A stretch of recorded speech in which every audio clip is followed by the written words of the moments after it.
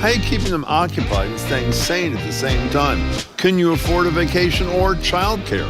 877-301-8970. I'm Marjorie Egan. NBC Sports Trenny Casey joins us on the painful story about local Olympian and great runner Lynn Jennings, who's seeking justice against her abuser and former coach.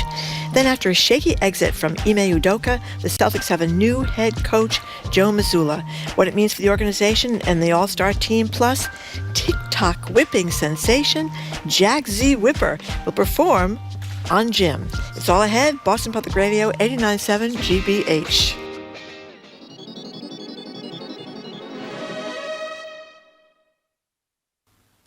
Live from NPR News, I'm Corva Coleman. President Biden is scheduled to give an address later this hour in Warsaw.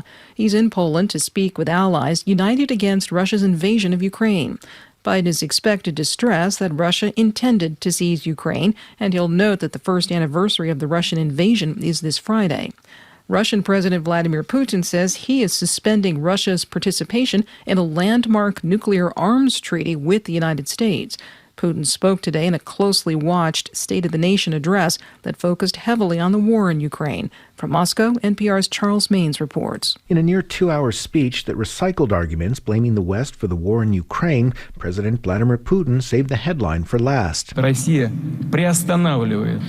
said Russia was suspending participation in the New START treaty, the sole remaining nuclear arms pact with the U.S. Putin stressed Russia was not formally leaving the nuclear agreement, but clearly linked the decision to Western military support for Ukraine. Putin said it was, quote, stupid to allow the U.S. access to inspect Russian military bases, even as it sought the Kremlin's strategic defeat in Ukraine. Putin's decision looks to further complicate already stalled efforts to extend the New START treaty beyond its current sunset date of 2026.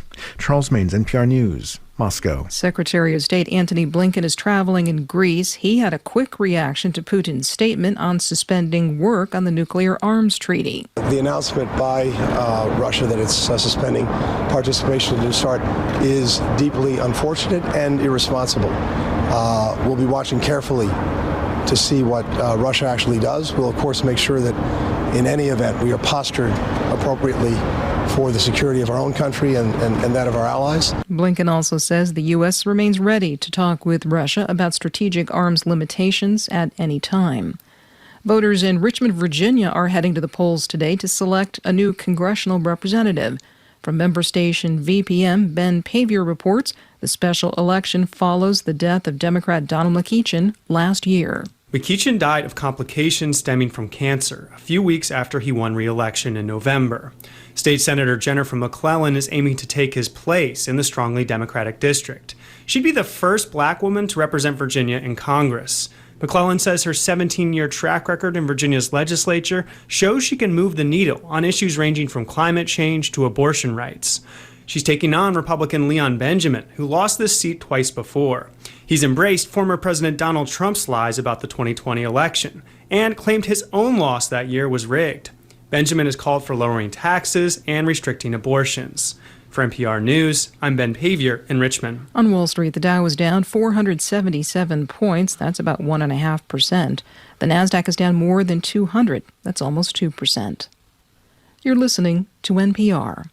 Good morning. With the latest from the GBH Newsroom, I'm Henry Santoro in Brookline today. A new Harvard Caps Harris poll tells us that if the presidential election were held today, Donald Trump would beat Joe Biden to become the 47th president of the United States. According to the survey of 1,838 registered voters conducted on February 15th and 16th, President Trump would beat Joe Biden by 5 points in the general election. And according to those polled, Vice President Kamala Harris takes second in the Democratic Party, and Florida Governor Ron DeSantis takes second on the Republican side. Those polled also said their biggest concerns at the moment are inflation and price increases, which were top of mind for more than a third of the people at 36%, while the economy and jobs stood at 27%. Former President Jimmy Carter, the longest-lived American president, now in hospice care at home, and residents of the town of Clinton, Mass. are remembering his overnight stay there after a 1977 town hall with him. Terence Ignago with the local historical society said you couldn't get into the town hall meeting if you weren't selected by lottery, but folks packed outside the venue, including him, to get a glimpse. Later, Carter slept at a local family's house, turning down an offer of the master bedroom. We don't always elect presidents who are maybe necessarily wonderful people. This guy was. He dedicated his life to service. Clinton, who served as the 39th president of the U.S., is currently 98 years old. He's being cared for in his hometown of Plains, Georgia. Carter, that should be. This is GBH News.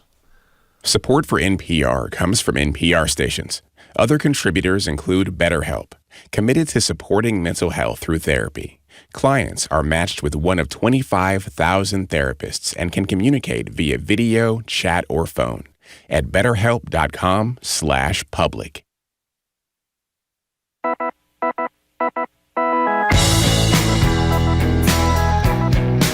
Houston Browdy, I am Marjorie Egan. You're listening to Boston Public Radio 89.7 GBH. We are broadcasting live as we do every Tuesday and every Friday from the Boston Public Library, and we are streaming on YouTube at the usual place. What is it? We're adding a new place, too. Facebook.com. Oh, my goodness. /GBH News. Thank you very much, Jim. That happened while you were on. Facebook.com and GBH News. And we have to commend you, Jim, for powering through today. You came in here. You've got a torn muscle. I do. You're not able to walk very well or stand up. It's terrible. Let's move on. It's terrible. It's really not that bad. Well, we were debating calling the Boston Finest firefighters to come in and help carry you to the men's room. When are they getting here? I don't know. One other thing before we start, and that's why I'm going to pop up and down, by the way, because of that. I commend your spirit, Jim. The national news and Henry Santoro just mentioned Jimmy Carter, and I think everybody knows he's now at home getting hospice care. He's 98 years old.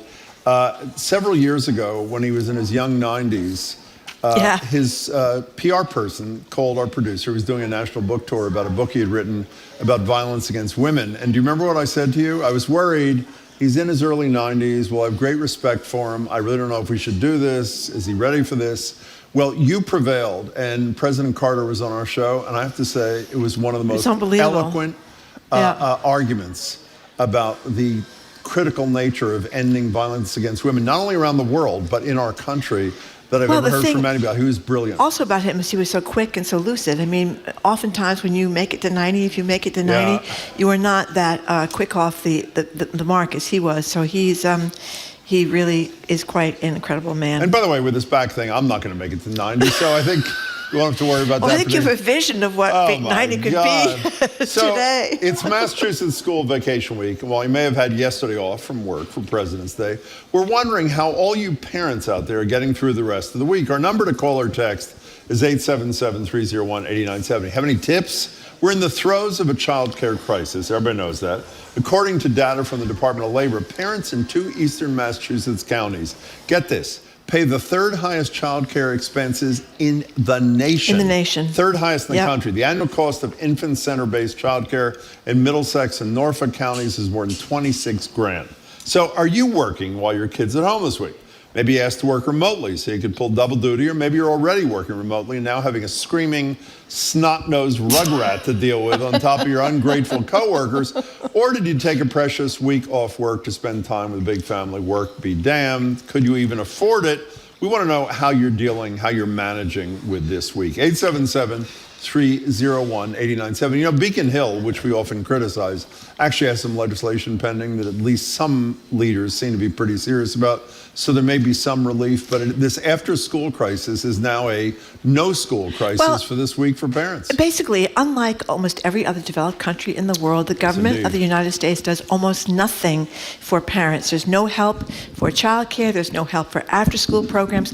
So when and we're acting as if everybody's still got mom at home making the nice tomato soup lunch and the grilled cheese sandwich, and there's someone there all the time. Most everybody has to work now.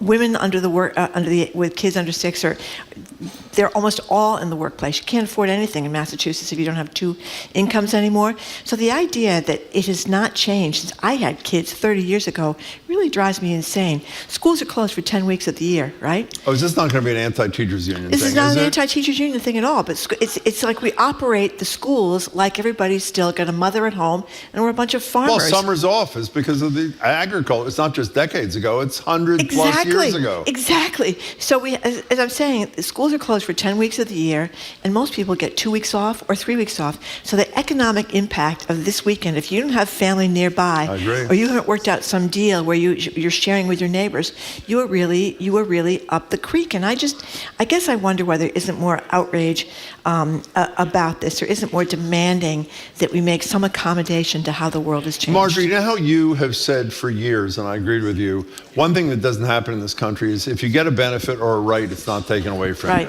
Well, in the last year or so, we know about the Dobbs decision and Roe v. Wade, and we had a child tax credit in less than a year, an expansion of a child tax credit, pre-existed, an expansion of a child tax credit that only reduced the poverty rate for those kids by 50% Nothing a year. happened. You're right. No, something did happen. They didn't renew it, and it's gone. I know, but you're right, though. That I thought there would be an uproar about that. So did I. Barely a peep. Almost half the children, as you said, raised out of poverty, barely a peep.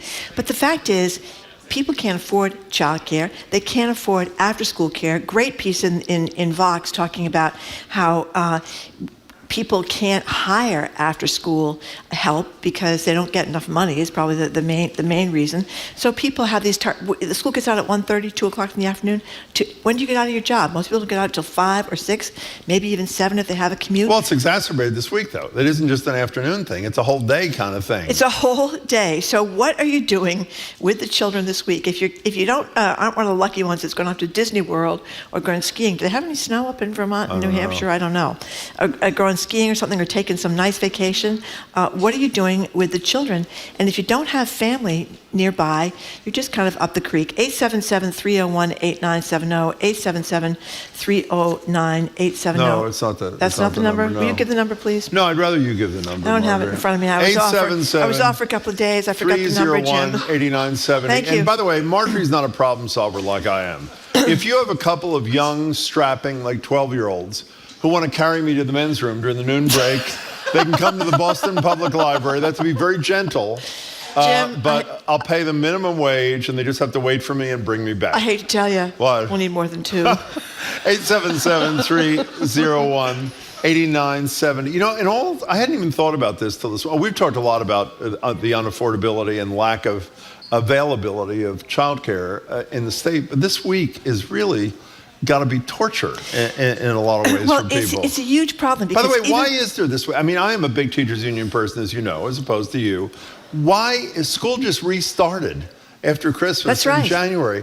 Why is there a week off to begin with? That's a good question, isn't it, Jim? Well, what is the answer? When we are lagging behind much of the rest of the free and democratic world. Not Massachusetts. We're doing better than the other 49 states. Yeah, but we're not doing better than the rest of the world. That's correct. We are way behind. We used to have the best education system in the world. That is all over with now. So why do we have the schools for 10 weeks closed? I mean, I would say we need more learning, not less learning. You're right, Christmas is just over. So we're off in February, we're off again in April, and then we're off for the summer. Well, it's not just even about learning. It's about the issue you're raising, affordability. I mean, what does a working person do who's not rolling in dough, who's got to take care of their kids full time this week? This is a great argument for schools, for charter schools. You know why? Why? Because they stay open until 5 or 6 o'clock. Well, it's an argument for leaders in the public sector with public schools, making sure that school days are extended. Jim, if that's I believe we discussed this when Marty Walsh was mayor about 10 years ago, trying to extend the school day in Boston. I mean, how's that gone? And it was extended in a couple of places. It was. That's right. In a couple of places. For 45 minutes. So instead of getting out at 2, you get out at 2:45. Change comes slowly, Marjorie. Okay, 877. What did you do, by the way, when I'm trying to think back when my kids were young. What did you do? A lot of money. No. I'm not talking. Let's not confuse these topics. Let's talk about the week. The week. The week. I was just about to tell you. You went to work at the Herald? Yeah, because I had, And just like paying people most to take care of the kids. Well, I was lucky enough that they had the extended day, which is what they call the after-school program. Is they had extended day open during February vacation and April vacation. This is Brookline. And in Brookline, where there's a lot of money, if you weren't one of the families that was going to, Santa Cruz to go surfing during February vacation, you brought your poor little kids in to go to extended day for the week, and that's where my kids went. They went to extended day during the week because, like most people, I didn't have 10 weeks vacation, right? So you have to do something with the kids. 877-301-8970. I don't know if the text messages is working here because I'm not getting any text Well, I don't know messages. about them, but the lines are full, so why don't you take a call? Okay, let's go to Kate in West Tisbury. Hi, Kate. Hey, Kate. Hi, I listen to you guys all the time. Thank This is you. the first time I've ever been on. Oh, thank you. I just wanted to say that this is a problem for parents of children with special needs year round. Right. And the state really needs to put in more certified after-school programs so that cover vacations and cover till parents get out of work. Well, Kate, you're right. It's a problem for special needs. It's a problem for everybody, right? I mean, nobody has got this. Nobody has got a good deal here unless you happen to have grandma and grandpa that are stepping up to the plate to watch the kids, or you have neighbors. I think that's what some people will do. But if you've got a kid with special needs, not so easy to get the neighbors, right? Kate, is there any service from public schools that's provided during a week's break like this for families with kids with special needs, or no? Same as everybody else? No.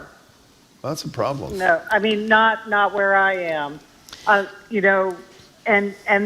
it's a problem that doesn't go away because when unfortunately, your we're losing- first call is on a rotten phone. Yeah, we're losing you, Kate, but thank you for the call. Thanks. Call us again soon. I'm sorry. It's purely about your phone. It's not about your call. Thank you for calling us for your Maybe first this little time. rugrat should be in school 11 months of the year, Jim. No, I am pretty much We're lagging with you. behind. I am pretty much. Well, even if you're not lagging behind, and we're doing great as vis-a-vis the other states in this country, as I said a minute ago, I think that makes a lot of sense, actually. The problem with that also, a lot of families, low-income families who have particular trouble on a week like this depend upon the extra income that a teenager makes in those households. So how do you deal with that?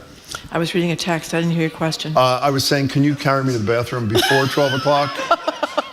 But obviously you didn't hear it, so it's okay. Where do you want to go next? Lennox in the car. Thank you for calling. Hi, Lennox. Hello, guys. How are you doing? Fine, Excellent. thank you. Thanks for the call. Yes, I'm just calling. If it wasn't for my wife being able to take the whole week off, we would have been in some deep trouble. Yeah, exactly. Right? So what is she has to take a week's vacation to deal with school vacation? Right. And then in addition to that, for me, getting yesterday off, I have to actually use sick time to get paid for Monday. And why is that? That's because my job includes working with towns, and if they're closed, I can't work. So if I don't work, I don't get paid. I got it. So this is the week from hell for you, Lennox, correct? Yes, I would say so.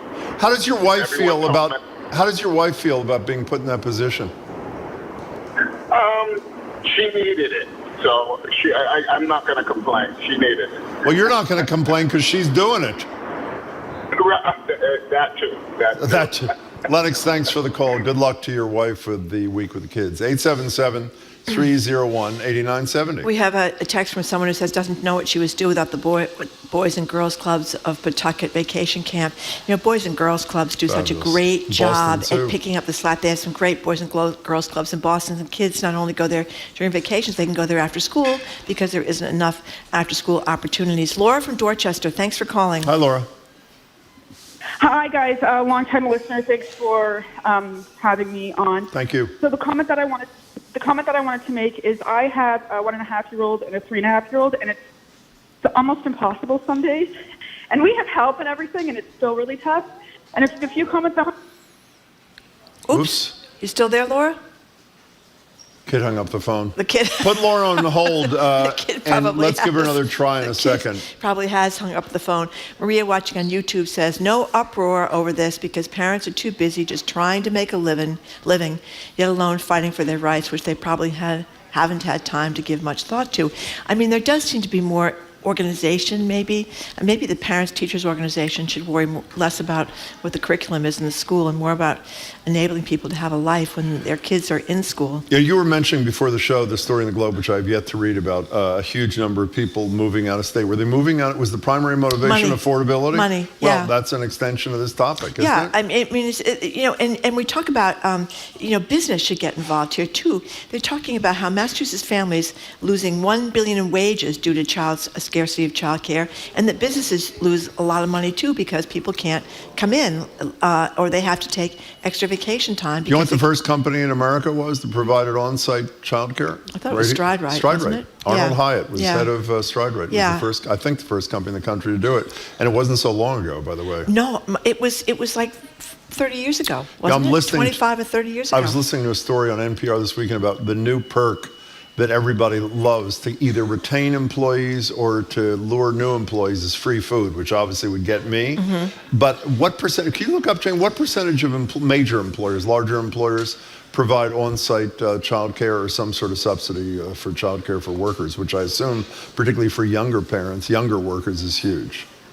Hello? Absolutely. Listen to what Emily in Medford says. You have any idea what I says. said? No, I'm reading the emails. I can't do everything at once. Wasn't that interesting? But you can wave to me if there's something important to say. If I have something to say, well, I won't be waving much today, but maybe tomorrow I'll wave. Okay.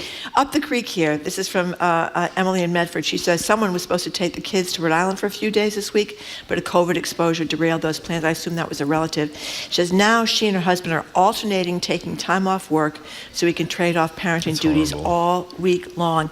I'll be paying for this next week in deferred appointments. It is a mess. Let's see if Laura from Dorchester has a better connection than she had a minute ago. Laura, welcome back. Hi. Hi, guys. Can you hear me? I can. We can. Perfect. Well, thank you so much, long-time listeners. So I have a 1.5-year-old and a 3.5-year-old. Yep. And just wanted to reiterate how it's just almost impossible, and I have help. And I watched the show like Downton Abbey and that show about the late 1800s on the HBO, and there's for a family of 4, there's a staff of 20, and I always think that sounds about right. Like, it's for 4 kids. Yeah.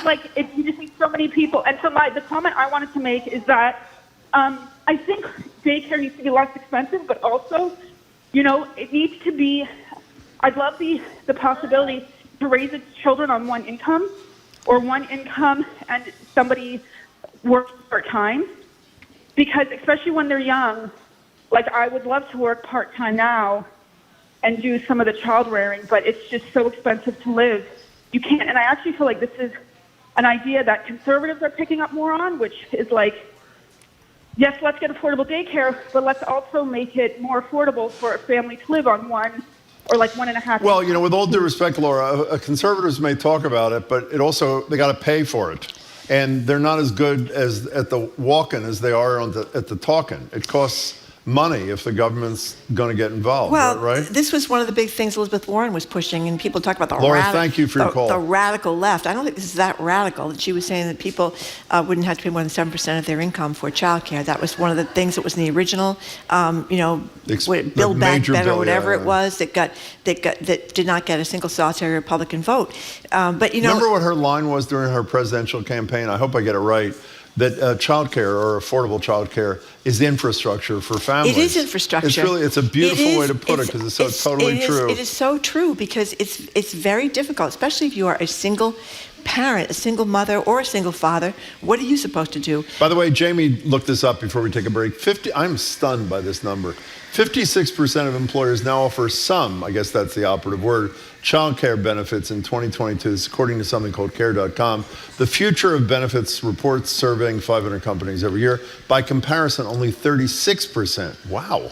20% increase since 2019. Now, again, some child care benefits can be minuscule, too, but I'm surprised there's anything. I'm surprised there's actually anything. We got to take a break, Margaret. We're taking a break. We're talking about the fact that people are going broke around here trying to buy everything from food to pay the rent to buy their houses to child care, which there isn't much of this week when schools are closed because it's the February vacation. We're going to keep talking about it on Boston Public Radio, 89.7 GBH. The number to call or text us at is 877-301-8970.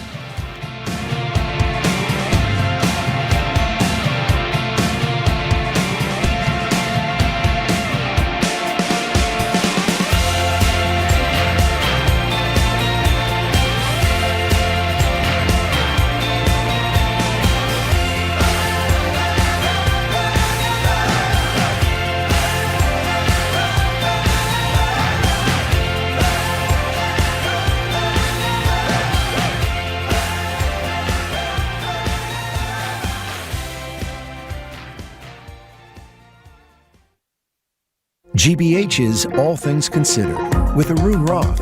What GBH adds to NPR's national program of All Things Considered is, let's be glib about this, but it's GBH. Trusted local news with NPR. We fill in the local stories that you're not hearing about from all the local communities. We also look at the national stories in a very particular local lens. Weekdays from 4 to 7 on GBH 89.7. Support for our programs comes from you and the law firm of Davis Malm, taking care of your business from startup to sale. Learn more at davismalm.com. That's DAVISMALM.com. Davis Malm. Lean, agile, strategic. And the Boston Symphony Orchestra, where you can find a new favorite composer or a new perspective. There's a world of incredible music for you at Symphony Hall. Visitors can seek something new with the BSO. Tickets at bso.org.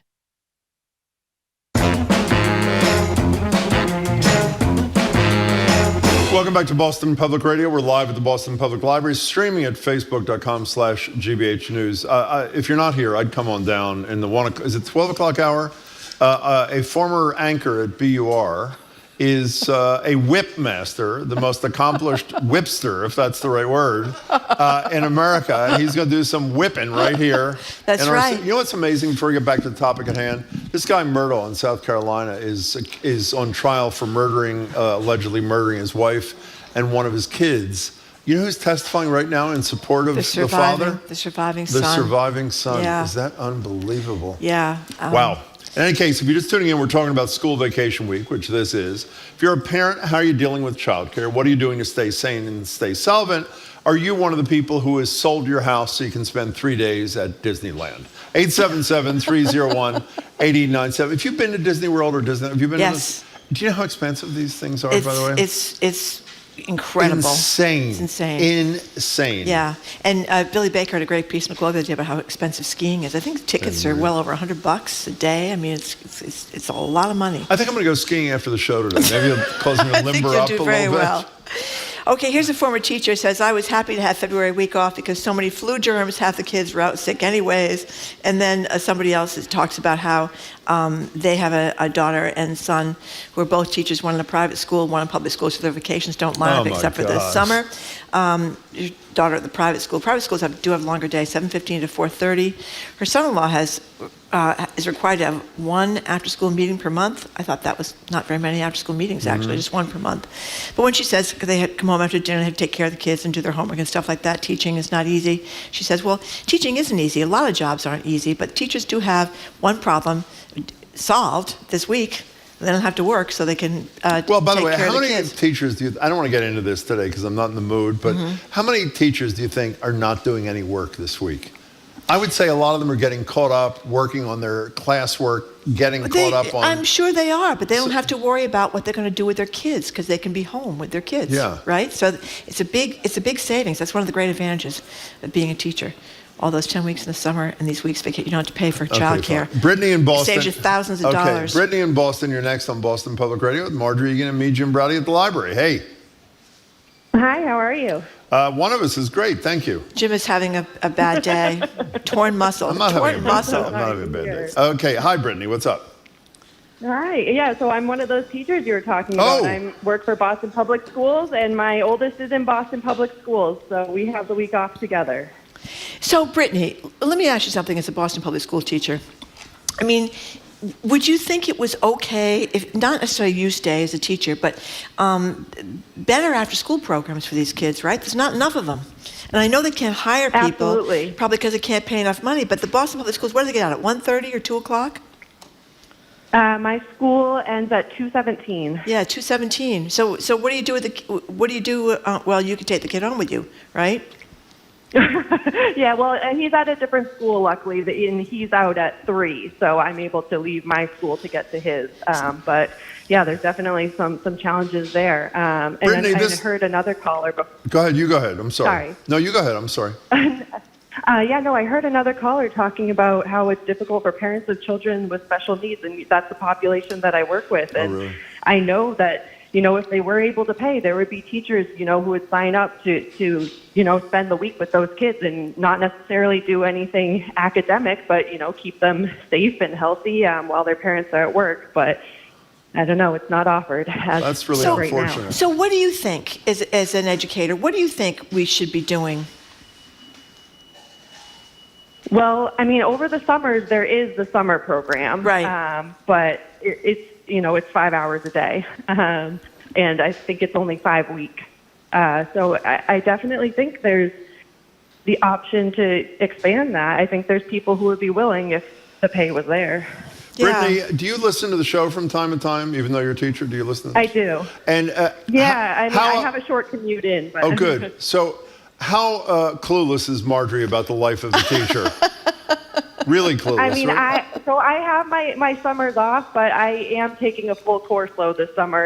It's not a summer off, so I will need some child care to cover that. Jim always tries to get me in trouble. I'm not a big fan of teachers' unions. I don't think they have been very aggressive in reforms they're needed in the school. You know who But I'm created not those unions? trashing The the teachers. teachers. Well, sometimes the rank and file disagree with what the union suggests in cases. Brittany, email me and tell me what you really think about Marjorie. We could find some common We ground. can find some common ground. She's like a lovely person. By Brittany, the way, thank you for the call. We appreciate it. just like I have a family that listens to my radio show that gets upset when you talk about a certain restaurant we're not going to mention in Somerset. Well, don't bring it up. I hear it from my teachers in the family. I have people that You have been from teachers for 30 or 40 years. I do.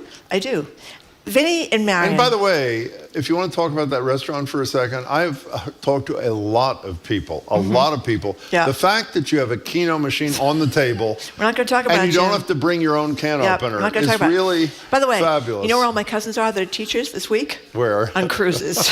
They're on cruises. And the other cousins of yours are retired at age 50, At right? age 50. Vinny This and, is all about jealousy with Marjorie. It's not about anything else. Go ahead, Vinny Vinny. and I'm Marion, sorry. thank you for calling. Hey, folks. Hi. I have a complaint and a solution. Okay. Perfect. The complaint is, Jim, why are you trying to put me out of business? Why? By what? You are trying to ban February vacation. I have 15 shows at 15 different libraries this week. What do you do? I am a kids entertainer, the Toe Jam Puppet Band. The what? And you're trying to ban February Wait a second. vacation. Excuse me. That was a little too quick for me. You're the Toad Band Puppet Band. What are you? You are so close. What was it? The Toe Jam Puppet Band. Oh, the Toe Jam Puppet Band. Can you look that up, please? Very nice. Okay. That's a great name, by the way. It's very appealing to me. So what does the Toe Jam Puppet Band do at their 15 shows this week, Vinny? We'll try to get you some business. What do you do? We do interactive music. We get the kids up. We dress them up. We do bubbles. We have a snow machine. Wow. We have a lot of fun. Wow. Actually, it sounds great. How is business? It sounds like it's great, yeah? Business is really good. Yeah. And because we do a lot with working families, I have a solution. What is it? We're at 15 different libriaries this week. I heard that. Did you see the picture? I understand not everybody can take the week off. Yeah. So just drop your kids off at a library. We got the picture Well, you of you can't guys. just leave the kid at the library. Someone's got to take care of the kid. Do you understand how that works, Vinny? You could leave your kids at a gas station, Ask the too. librarians to do it. They can just give them a tip. Vinny, we're looking Vinny- at the photograph. Are you the guy with the guitar or the cymbal? Which one are you? I'm the guy making bubbles. He's making we bubbles. see you Okay. making bubbles. All right, You look nice- fabulous nice there, job. Vinny. It's a Thank you Charles very much for the Entertainment call. Crew. That's a pretty good job. Listen to this from Melissa. Wonder if he needs a whip guy. We can talk to Jack about it in the next hour. Yeah, to have the kids entertained at the library. Somehow I don't think so. What do you think? Listen to this from Melissa. What'd she say? Never mind the kids. I'm dog sitting my grand dog for 4 days so the kids can go skiing. The dog is on meds. The dog needs eye drops. Can I bill my son for my services? That's a pretty good one. Yeah, I got to babysit the dog this weekend myself. You have time for one more. Okay, Elizabeth from Westboro. What do you think, Elizabeth? Hi, Elizabeth. Okay, first of all, I'm a huge fan of the Toe Jam Puppet Band. You I are? highly recommend somebody. You are not. Yes, took the kids. Yes, I swear to God. Where'd you see I him? took my kids when they were little. Where'd you see him? We in Metro West somewhere when the kids were little, like 15 years ago. Love them. So anybody who can go see one of their shows, go. Hey, let me ask you, Elizabeth, before you say why you were calling, you may know that every Friday we have a high road music performance. We don't have like low rent kind of things. Would they fall in the low rent or the high rent category? Oh, let's just put them in the children's category. Oh, that's lovely. Actually, that is very nice. Thank you. So what are you calling about, Elizabeth? Well, I'm struggling with this. First of all, I'm a daily listener, 11 to 2. Thank you. And I struggle with the whole concept of two working parents and the need for more affordable childcare. Everybody gets on and says we need more affordable childcare, but childcare workers don't make anything. That's correct. I don't know who we think is going to pay for this. Well, Elizabeth, the government pays. The government pays in most other countries. They help subsidize these things. That's what I think. Virtually every other democracy other than ours. Because, as you may know, a lot of people don't have two parents, and a lot of people are poor.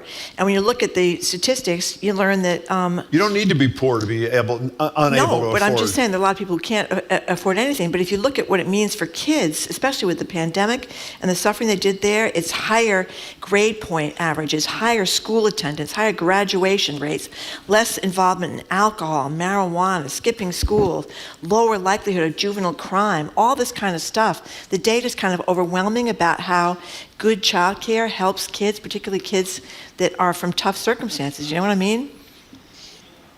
I do, and I think there's different scales on this. There's the parents who are single parents and they need help, but then there's the two-income parents who need to prioritize. And I know this is not a popular opinion with you two, but when my kids were little, my husband and I made the decision that I would stay home, and because childcare was so expensive, so I stayed home with my children, and we sacrificed. We didn't have more children that I wanted to have because we couldn't afford it.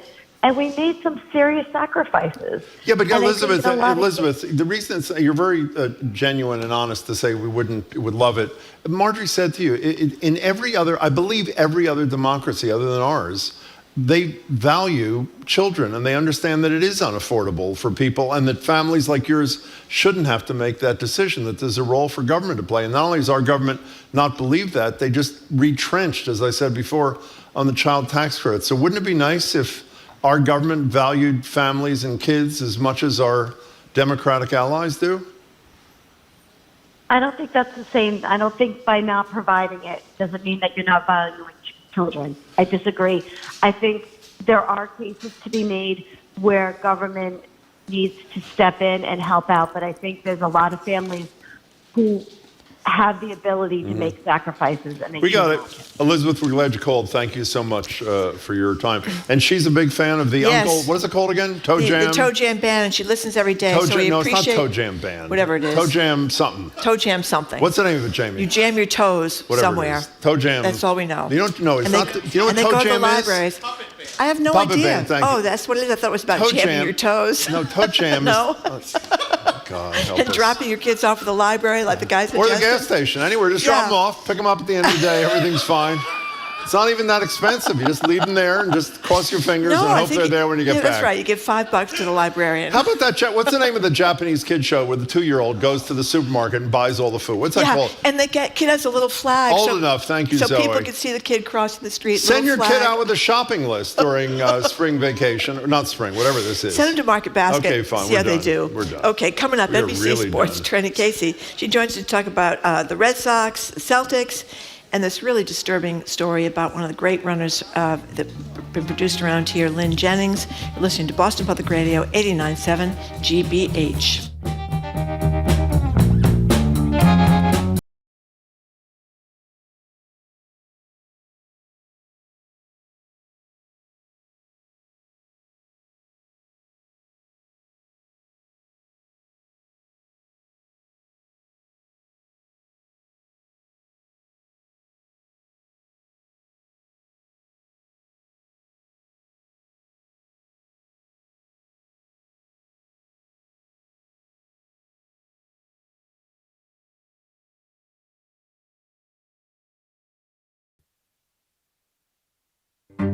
I'm Marco Werman. 1 year ago, Russian President Vladimir Putin announced a special military operation. Then he invaded Ukraine.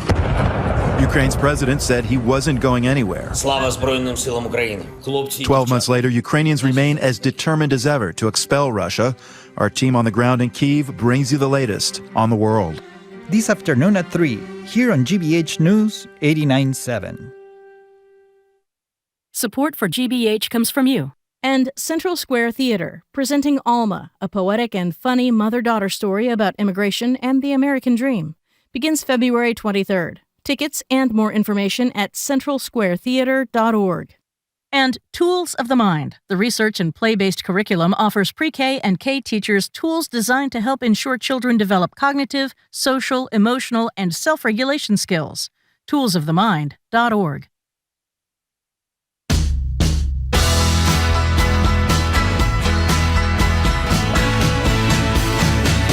Welcome back to Boston Public Radio. I'm Jim Browdy. She is Marge Regan. We're live at the Boston Public Library, streaming at facebook.com/GBH News. We're joined now on Zoom by NBC Sports Boston anchor and reporter Trenny Casey. Trenny is also a BPR contributor. Hey there, Trenny.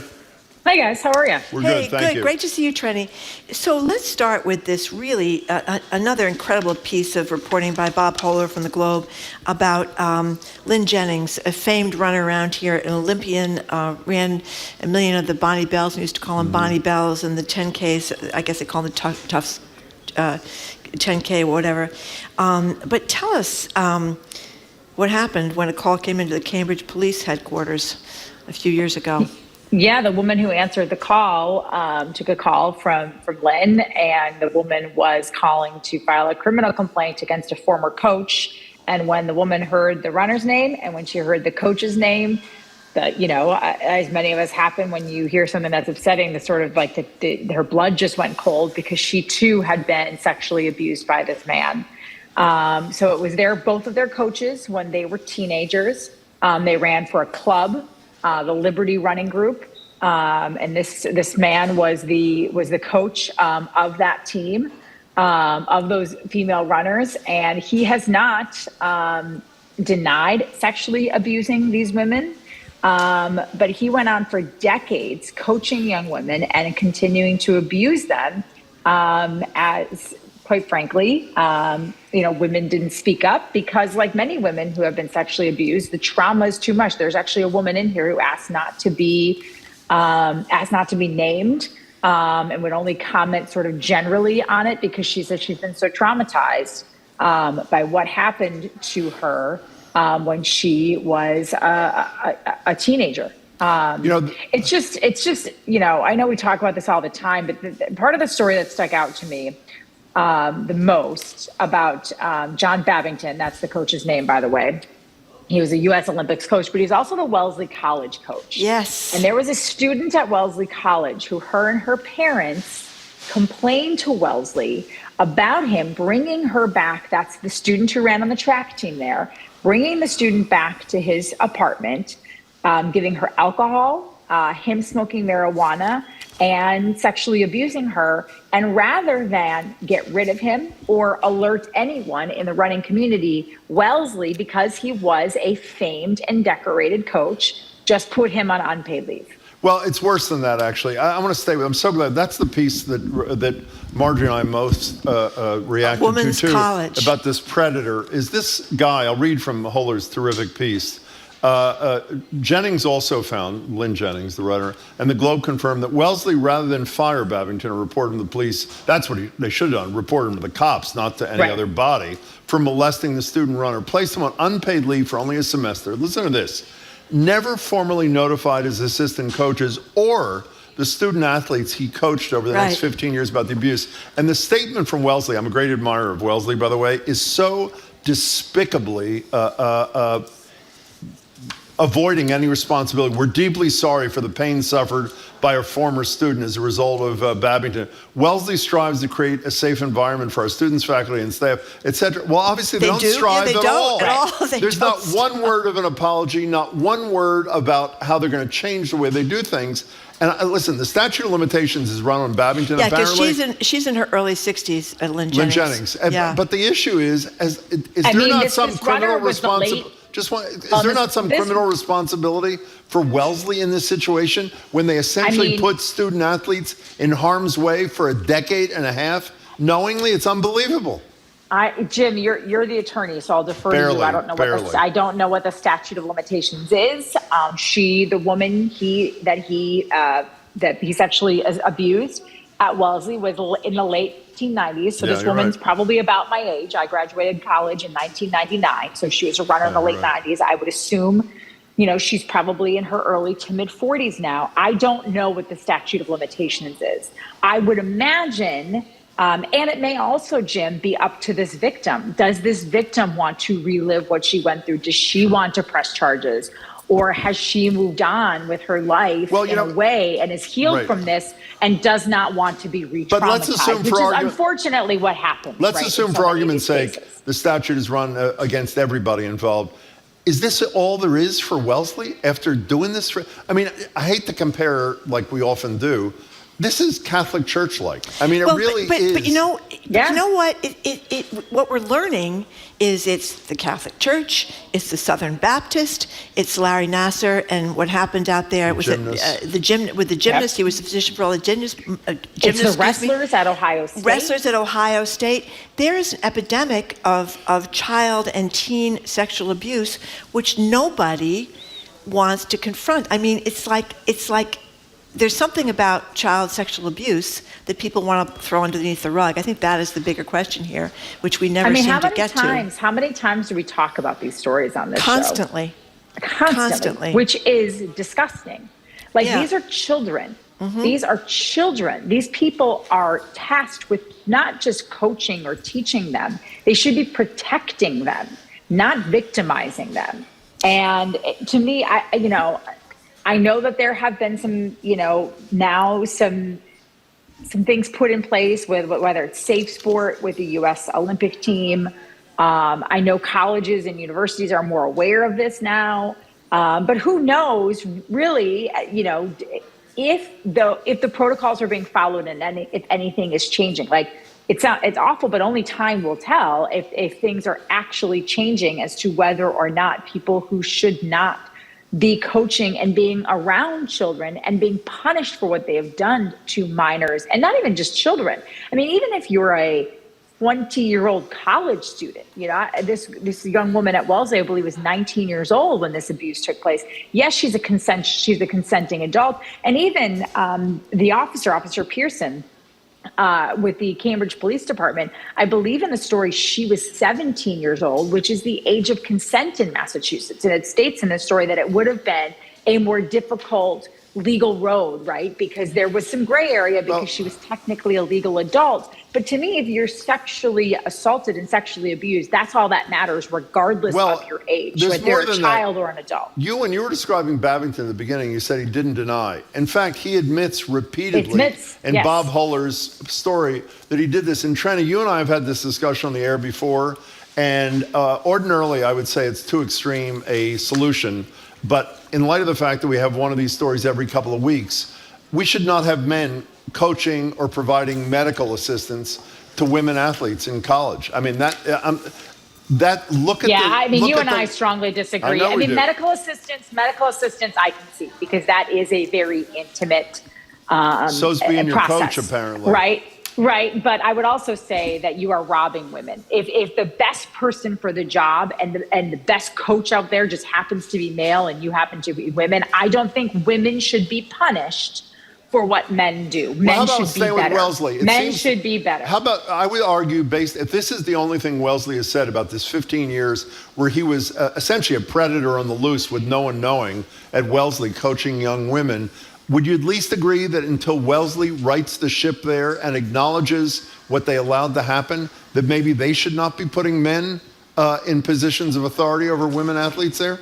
I do think something should happen to Wellesley. The statute of limitations may have passed on being able to bring any criminal charges against John Babington. But there is no statute of limitations on holding an institution accountable And for Wellesley to get away with, especially a women's college, which should be there to protect and develop strong women and put them in, I mean, let's be honest, you know, some women choose Wellesley because of a program or a major they want to follow, but I'm sure many women choose Wellesley because it feels like a safer environment for them. Mm-hmm. Maybe they've had a traumatic experience with a man, or maybe they've gone to school you know, and not had great experiences being in a mixed environment. So they chose an all-female school. For me, to me, Wellesley, there is no statute of limitations on them having to at least do more than just say, oh, well, we're really sorry. And now we have some parameters in place. Well, what are those solutions? What are you doing differently now than you did? I mean, the late 1990s was a while ago, but it wasn't that long ago. Like, I can still remember college, so it wasn't that long ago. Like, you can show people, you can show your work. Right? Just as you would if you were a student, you can show your work and show what you are doing to make sure that this never happens again. You know what? And that's the biggest problem, is that the people in power and the institutions who have the control care more. And the reason this guy, all we have to go back to, guys, is the reason that this guy kept his job at Wellesley is because he was a great coach. Yeah. I mean, one of the women he victimized went back to him to be trained by him late in her career when she was trying to have a resurgence. She went back because he was the best available, and she knew that he could get the most out of her, which I'm sure there are people at home saying, well, it couldn't have been that bad, whatever she went through. But, you know, trauma does things to people that those of us who have not experienced it can't understand. You know, we just finished talking about how we don't support any kind of subsidized childcare, even though we support a lot of other things. We shouldn't be like wealthy farmers out in the Midwest and all that kind of stuff, crop subsidies, et cetera, or, you know, the military to an extraordinary amount. I think the question is, why is it that we think that hurting someone's career or interrupting someone's career is worse? It's worse? Is worse than protecting children. That's what this is really about. We don't really give much of a damn when it comes down to it about kids, or this wouldn't go on over and over again. That's what it's about. Am I going to call the cops and ruin somebody's life or ruin somebody's career because that's what it means if I'm going to protect this child? And we've decided it's worse to hurt their career. Still, I'm going to be honest, Marjorie, I don't think it has to do with, I don't think it's a fear of hurting the career of the coach. I think it has to do with hurting the program. I agree with that. Because it's not about, oh no, we might ruin this guy's career. Because if it's really about ruining lives. You're ruining the lives of the athletes. But those athletes are still performing.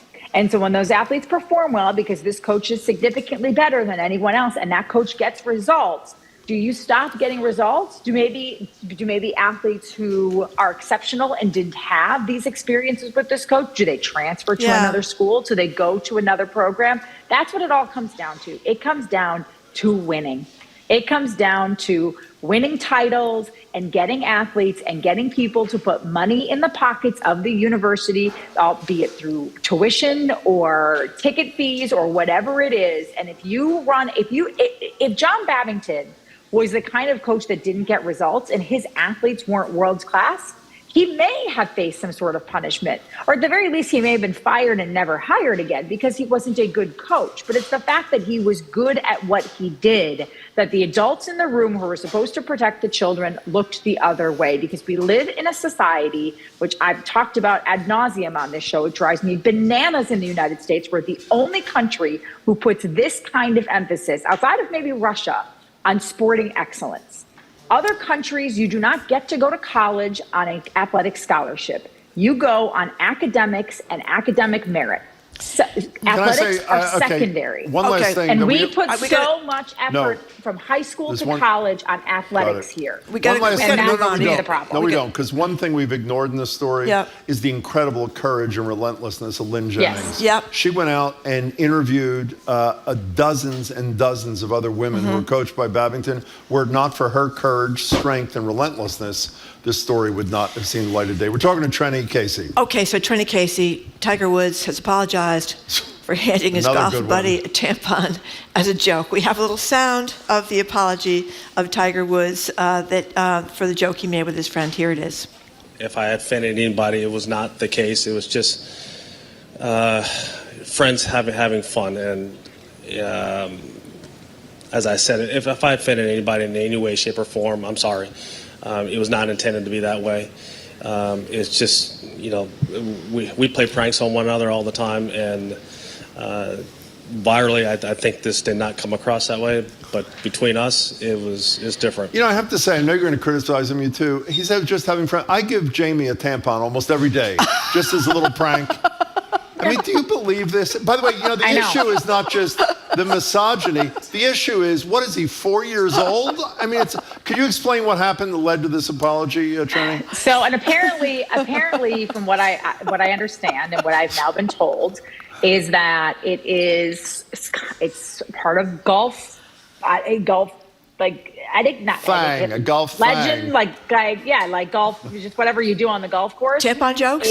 If you're golfing in a foursome of men and somebody hits the ball their drive isn't very far, their drive is significantly shorter, you hand them a tampon and tell them to hit from the ladies' tees, which suggests, again, that women are inferior, right? And listen, I don't know if you guys had a chance to. I sent it to Zoe and to Jamie. I did about a 2-minute monologue on this the other night. Oh, I'm sorry, I missed it. Tell us quickly. Well, I basically talked about pretty graphically on a sports television show about what it's like to play when you're menstruating. What your period is like, the cramps, the flow, the uncomfortableness, the lack of sleep, all of the hormonal changes that happen throughout a cycle. And I said, really what should have happened is Justin Thomas should have given Tiger Woods the tampon, because he hadn't played golf in 7 months. He is coming off a knee injury. So he actually overcame a ton to still hit the ball farther than everyone else. So he's the one who played like a girl, because women have to overcome obstacles all the time to achieve athletic excellence. Excellent so points. They just have it all backwards. Listen, I feel again like a broken record. Like we as females, we get angry about this all the time. And I chose, rather than taking an angry approach to it, to sort of take a humorous, tongue-in-cheek approach to it, because we don't tolerate anymore. We don't tolerate racist jokes. We don't tolerate racist actions anymore, right? Like, we call people out and we force them to realize what they've done wrong. But for whatever reason, in our society, you can continue to degrade and demean women and have a whole bunch of people say, oh, and even women. I saw women with tons of followers on social media say, oh, I don't understand why people don't get it. It was just a joke. If you can't take a joke, what's your problem? Okay, Trini. It's not that it's not that I can't take a joke. It's that I'm tired of being the butt of a joke of weakness. We have about 30 seconds left here. I just want to know, are the Red Sox depressed? Do they have an apathy problem? They're terrible. They're terrible. Okay. They're awful. They haven't even played a game yet.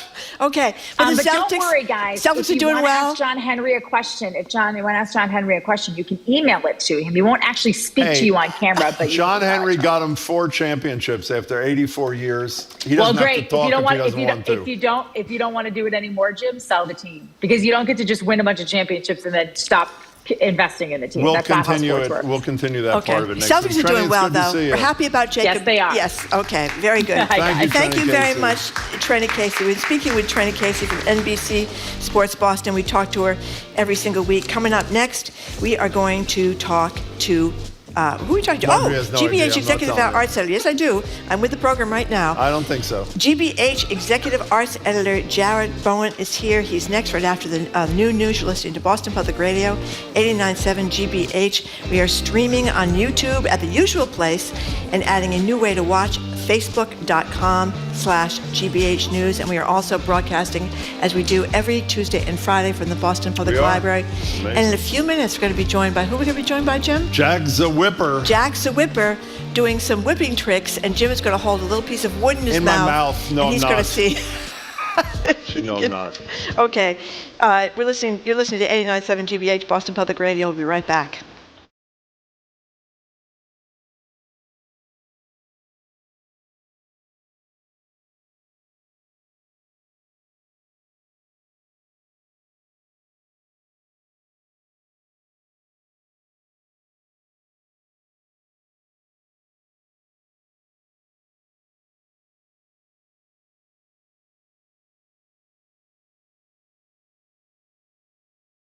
It's not over yet. More smart conversation about community issues is up ahead with Jim Brady and Marjorie Egan on Boston Public Radio. Right after a news update from NPR. Stay with us here on GBH 89.7. Funding for our programs comes from you. And Seasons 4, the outdoor living store on Mass Ave in Lexington, featuring over 100 styles of contemporary and traditional outdoor furniture, plus a wide selection of plants, statuary, and garden accessories. Seasons4.com. Henry Louis Gates reveals the family trees of activist Angela Y. Davis and statesman Jay Johnson, using modern methods to explore the Black experience on Finding Your Roots, tonight at 8 on GBH2. I'm features editor Jennifer Moore, and you and I are listening to 89.7 WGBH HD1 Boston, online at gbhnews.org. GBH News with NPR, what matters to you. I'm Jim Brady, head on Boston Public Radio, live from the Boston Public Library. An accidental bump on a table, and down went a $42,000 balloon dog by renowned sculptor Jeff Koons. Are the shattered remains a whole new work of art? Plus, that choreographer who wiped, feces on a critic. GBH Executive Arts Editor Jared Bowen joins us. And it's our former public radio rival, Jack Lepiarz. He's traveled the country and appeared on America's Got Talent, showing off his record-holding talent with a whip. He'll show it off on me, too, here at the library. She was the first woman to run National Geographic and 2 major newspapers. Now she's the first woman to run GBH. Susan Goldberg, our new boss and brand new president and CEO of GBH, will share her vision for leading the largest creator of public media in America. Then Washington Roundup with Dorchester's own John King from CNN. All that ahead. Boston Public Radio 89.7 GBH. Live from NPR News in Washington, I'm Lakshmi Singh. Hello, Poland. President Biden's back at the historic Royal Castle in Poland nearly a year since he last visited, when Russian President Vladimir Putin had launched the invasion of Poland's neighbor, Ukraine. As the war heads into a second year, Biden is in Poland to boost morale, as he did a day earlier in the war-torn Ukrainian capital. 1 year ago, the world was bracing for the fall of Kyiv. Well, I just come from a visit to Kyiv, and I can report Kyiv stands strong. NPR's Asma Khalid says the White House believes the world is at a critical moment in the battle between authoritarianism and democracy. Biden himself last year in Poland described this as a fight between a rules-based order and brute force, and he sees Putin's invasion of Ukraine as part of that broader struggle. NPR's Asma Khalid. Putin, meanwhile, delivered a 2-hour State of the Nation address today in defense of his actions in Ukraine. For much of it, he recycled arguments blaming the West for the conflict, but toward the end, the Russian leader revealed his government plans to suspend participation in the sole remaining nuclear arms control treaty with the U.S. In other news, at the Supreme Court today and tomorrow, justices are hearing arguments in 2 cases that could dramatically alter the architecture of the Internet. At issue is a law that for more than 25 years has shielded Internet platforms from being sued for material that appears on their sites. Here's NPR's Nina Totenberg. The law was passed by Congress when Internet platforms were in their infancy. It drew a distinction between interactive computer service providers and other purveyors of information. So, for instance, while your local paper can be sued for what it writes, the law treats Internet platforms as passive conveyor belts of information, not publishers or speakers. The lower courts have uniformly ruled that these platforms are thus immune from most civil lawsuits. Now the Supreme Court is poised to rule for the first time, and the court's ultimate decision could revolutionize the Internet as we know it today. Nina Totenberg, NPR News, Washington. Some of the nation's biggest retailers are offering cautious forecasts for the coming year. NPR's Scott Horsley has more. Retail bellwether Walmart reported better than expected sales and profits for the final months of last year, but the company expects slower growth in 2023. Walmart says shoppers are increasingly price conscious, and more affluent customers are driving much of its growth in food sales. Home Depot forecasts flat revenues for the coming year, setting stock in the home improvement giant lower. Rising interest rates have been a drag on home sales and new home construction. The company's also wrestling with higher costs for building materials and higher wages for store employees. Scott Horsley, NPR News, Washington. The Dow is down 545 points, or 1.6%. You're listening to NPR News. Good afternoon. With the latest from the GBH Newsroom, I'm Henry Santoro in Brookline today. Legislation has been filed on Beacon Hill that would require agencies running state-funded programs to translate their websites and documents, as well as provide oral interpretation services for non-English speakers. If passed, the agencies affected would include the Department of Unemployment Assistance, Mass Health, and the Department of Children and Families. At a recent news conference, lawmakers and activists said 1 in 10 state residents are considered to have limited English proficiency, which they cite as the main reason for this bill.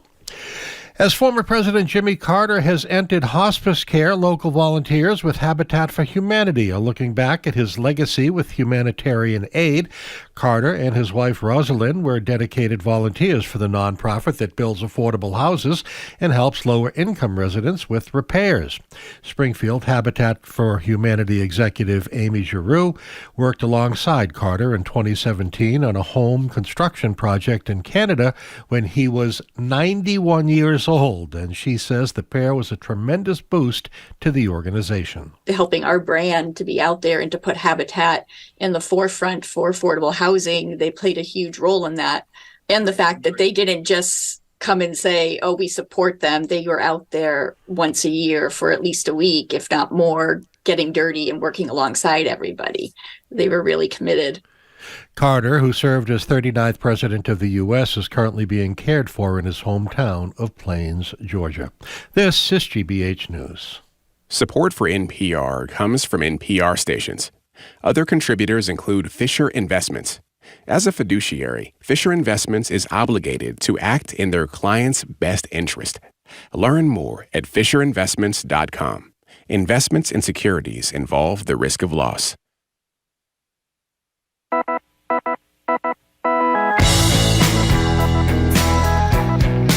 Houston Browdy, I am Marjorie Egan. You're listening to hour number 2 of Boston Public Radio, 89.7 GBH. We are broadcasting live from the Boston Public Library, and we are streaming on youtube.com/GBH News, our usual place. And now we have a new place to watch, facebook.com/GBH News. And if you're wondering why Jim is sitting instead of standing, he has torn a muscle in his back, but he nonetheless has powered through and shown up today at work in great pain. We're all very grateful. And by the way, on Facebook Live after the show, I'm going to be crawling to my car at the Lenox. So if you want to see that, it'll be like a 17 or 18-minute bit.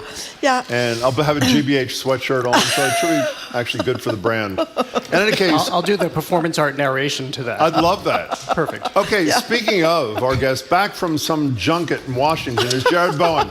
Jared is the executive arts editor for GBH News, host of Open Studio, not yet, on GBH2. And that's it. Hello, Jared. How are you? Hello, not a junket. Do we have to do this again? No, yes, we do, actually. Nice to see you. He's always accusing you of going on junkets, No, Jared. I'm not, I know actually. you were never going on a junket. You are down there doing serious work.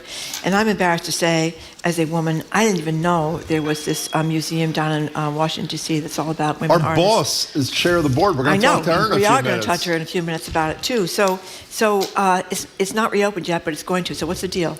No, well, I can tell you now the reopening is October 21st, and this is the first major museum in the world, the National Museum of Women in the Arts in Washington, D.C., which spans 4 centuries, about a 6,000-piece permanent collection, including Boston artists like Rania Matar. And they're undergoing a major renovation and restoration of their fabulous building down there, which was actually established for the Freemasons, which did not allow women in the building. And so, these many years later, we will see it reopen in the fall and tell different stories, new stories about women in the arts. Wow, it's really exciting. Are you? I asked you this last week, but I don't know what your answer was. Should both of us be embarrassed that we hadn't heard of this place before? Well, it is in Washington, but it is the only museum dedicated to these stories. And I have to say, something else that they're doing, which a lot of museums are beginning to rethink their collections and how we tell stories around art. And so rather than tell a consecutive chronological 400-year story, it's all thematic. I saw that, yeah. So it's how women in the 1600s were working as the same as a woman in 1942, perhaps. And so we get to see different viewpoints of history and social strata through their art. October 21st, it reopens. You know, one of the pluses, since it's all women's art, I think you'd agree, is we don't have to see a sculpture of a balloon animal by Jeff Koons. You know, I had heard, can you describe what he does. And do you not think this guy goes home every night and says to his partner, do you believe people are falling for this? What is it that he does, and why is he in the news this week, Jared Bowen? Well, Jeff Koons has, and first of all, we should say he and his team, because he does preside over a workshop. Like Choluli or whatever we're talking about. We've talked about this, where there are many artists working under the vision of one artist. In this case, it's Jeff Koons. And his sculpture often veers into the realm of what would be considered pop art, like these balloon dog sculptures, which if you've never seen them, you know, those aluminum foil balloons that can take shape. He has created a series of dogs, about almost 800 of them. That's fabulous. Now one less. And what happened over the weekend is there's a big art fair in Miami that was just happening, and a couple of different accounts. Either a woman touched it and the dog fell over and shattered, or she bumped the pedestal on which it was standing and it fell over and shattered. You know, I want to be to defend myself before I make a comment that will be ridiculed. I am not one who says, what is Jackson Pollock trying to say there? I don't get this. I'm not. But I am someone who says, this is almost like a scam. Now, if it turns out, you know, for example, as far as I know, Andy Warhol, who I passed once on East A Street, I was so one of the most exciting moments of my life when I was in law school in New York City. It really was. And when you see Andy Warhol in the flesh, oh my God. Yep, that was the high point. You know who was a buddy of his, by the way? Henry Santoro was close to Andy Warhol. That's right. Our colleague here. Putting that aside, if you do one balloon animal, I would say, that's nice. I mean, that's an interesting thing. I mean, people, you know, I started to say Warhol. He did one Campbell soup. He didn't do 800 Campbell soups. He did? Well, then he produced a series of lithographs. He did. So that's why, they're all over the place. Okay, but these are original, what are they called, creations by Jeff Koons. What's your opinion of the balloon animals? 798 of them, as far as we know. What do you think of these things? But the first time I saw it, I thought it was quite enchanting, actually. How about the second and third time? Yeah, I got tired. And sometimes I get tired of the Andy Warhol soup cans, but then you kind of dive back into it, and again, you think of what he did when he was looking at society and mass consumption and production and how he appropriated those images and turned it around, and he was having this whole conversation about society, and I think that Jeff Koons, in many ways, is having a conversation about the art world, too. He's also continued to evolve and change. Like what? Like what's he doing? He's done a number of paintings. He's done these huge... Of balloon dogs? Or of what? Balloon dogs. They're harkening back to Renaissance paintings. So you see big giant murals he's done. It's not just the same. Okay, fair enough. Okay, let's... By the way, the balloon dog was $42,000. $42,000. But it wasn't obviously made of balloon-like even aluminum because it shattered, as we said. It was ceramic or porcelain. Yeah, porcelain. And I am cynical enough to know the art world and also wonder, as some other people did, whether this was just a gimmick too, because right away at least one person tried to swoop in and buy the shattered pieces. Remember the Banksy painting that shredded a couple of years ago? It's not dissimilar. Okay, so let's move on. You know, I understand if you are a playwright or you're a movie director and your film is trashed by the critics. And we years ago talked to Frank Rich, called The Butcher of Broadway, in his day when he was butchering all these plays that opened and shut in the same day because he trashed them. He was the theater critic for the New York Times in his former life. That is correct. But it does seem that this particular choreographer took things a little too far.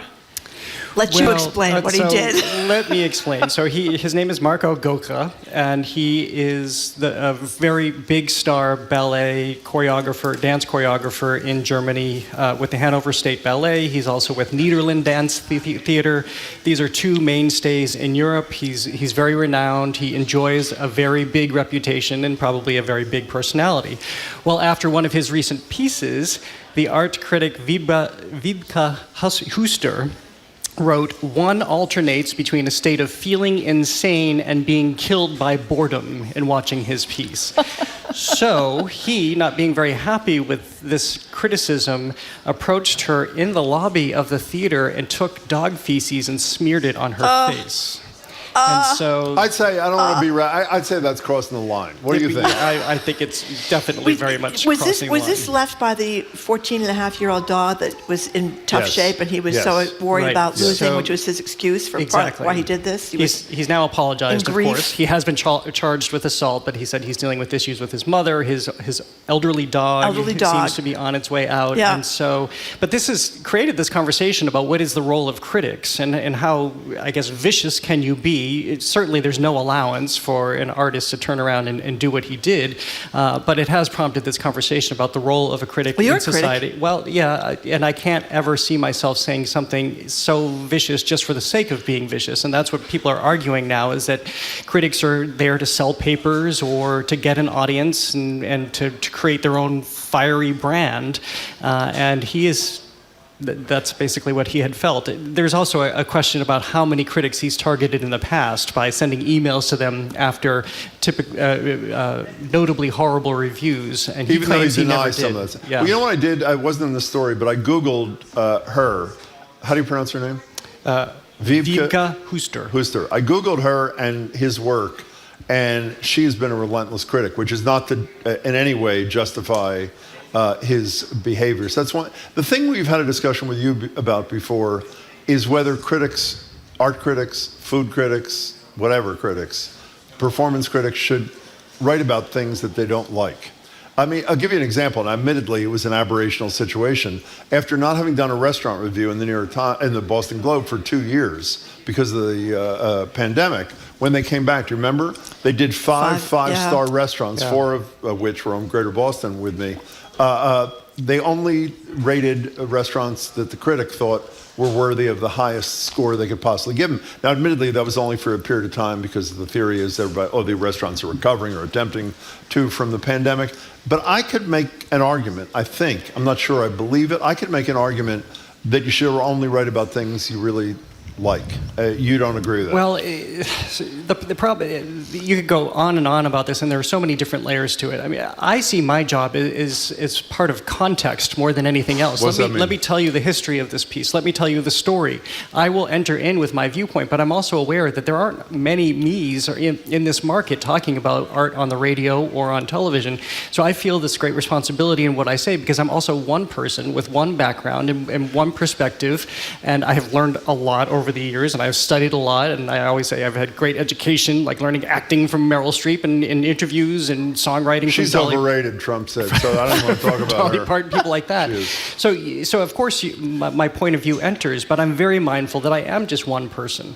Well, you know, I guess where I'm coming from, because I really don't even agree with what I just said. I don't think. Because it's a ridiculous Go back to position. Frank Rich for a second, Butcher Broadway. And by the way, Frank Rich, many of you, particularly younger listeners, may know he's a political columnist for years after that. And now he's like the executive producer of Veep and a lot of television, whatever. He's brilliant. But the reason he was called that, because a play would open on Broadway after they spent $32 million preparing to get there. One bad review from him in the New York Times, and the whole thing is shuttered. And the question is, should that one person have that much power? Now, of course, you should. I think one would say, well, maybe the consumer of what the generic Frank Rich writes should not just start and end with that criticism. Is that the more grown-up response? I do agree with that a lot, actually, because what I've arrived at over the years is that there's also really not malfeasance in this community. People work really hard. They try to get something onto museum walls, or they try to get a play up off the ground, or they choreograph dance, and it comes from a well-meaning place. It doesn't always land. It isn't always great, but it's always born of just an extraordinary effort.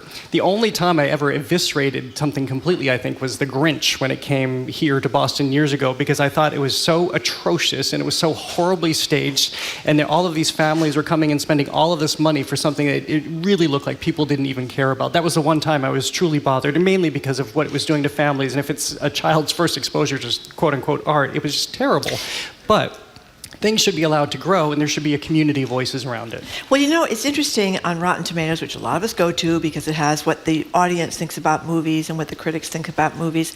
And often there's a divergence, right? I mean, if it's some kind of hokey thing, some little rom-com, critics tend not to be very kind, and the audience just loves it because it's a sappy thing you'd watch on Valentine's Day or something like that. So, I mean, what do you think about that? Well, critics can have I do agree with that, because there is sort of a crowdsourcing, and that's happening more and more now as we see the different ways that media is consumed, because people do have a voice everywhere now through social media. But the other thing I was going to say is that critics do have a voice, and can have a really positive one, I think. You look at Elliot Norton, we've talked about him. Oh my gosh, Yeah, yes. he lived to be 100 years old. He was a long-time arts theater champion in this. Here. He actually literally had a show at GBH. No, he so didn't? Oh, I you didn't could know argue that. that I carry part of that legacy forward. But in his reviews, he could be critical, but this was a time in which you had theater makers like Sondheim and the Gershwins and people like that here in Boston, and they would take his notes, and sometimes they would change their play based on what he mentioned, because they realized that he had come up with a good idea. He was an independent eye who came in and saw something they had been working on for months that didn't see themselves, and he made it better.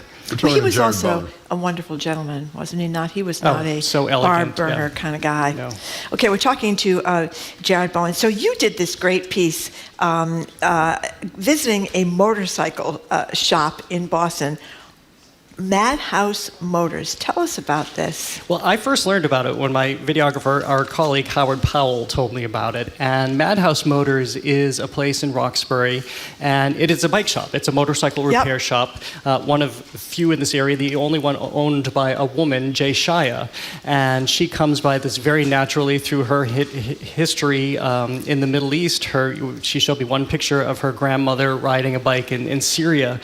But as I started to learn about what she's doing, that it's not simply a mechanic's shop, that this is kind of an artist's workshop where you have a bunch of people who just love motorcycles and love bikes so much that they view it as sculpture.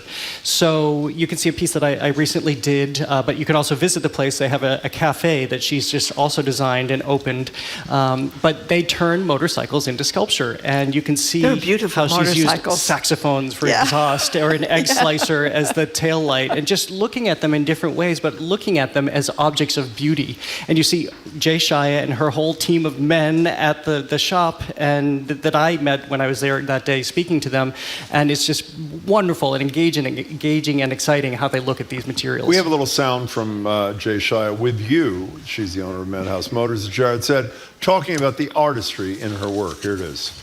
We want it to be composed properly and be aesthetically beautiful and be able to carry a storyline. Yeah, we view it like making a kinetic sculpture, and if someone calls it art, I think we're all ecstatic about it. Can you describe the setup again? I'm not quite. It's pretty neat. What is it? It's sort of, what is it like? What's the physical space like? So it looks like a garage, but what's important is to know the people who are there.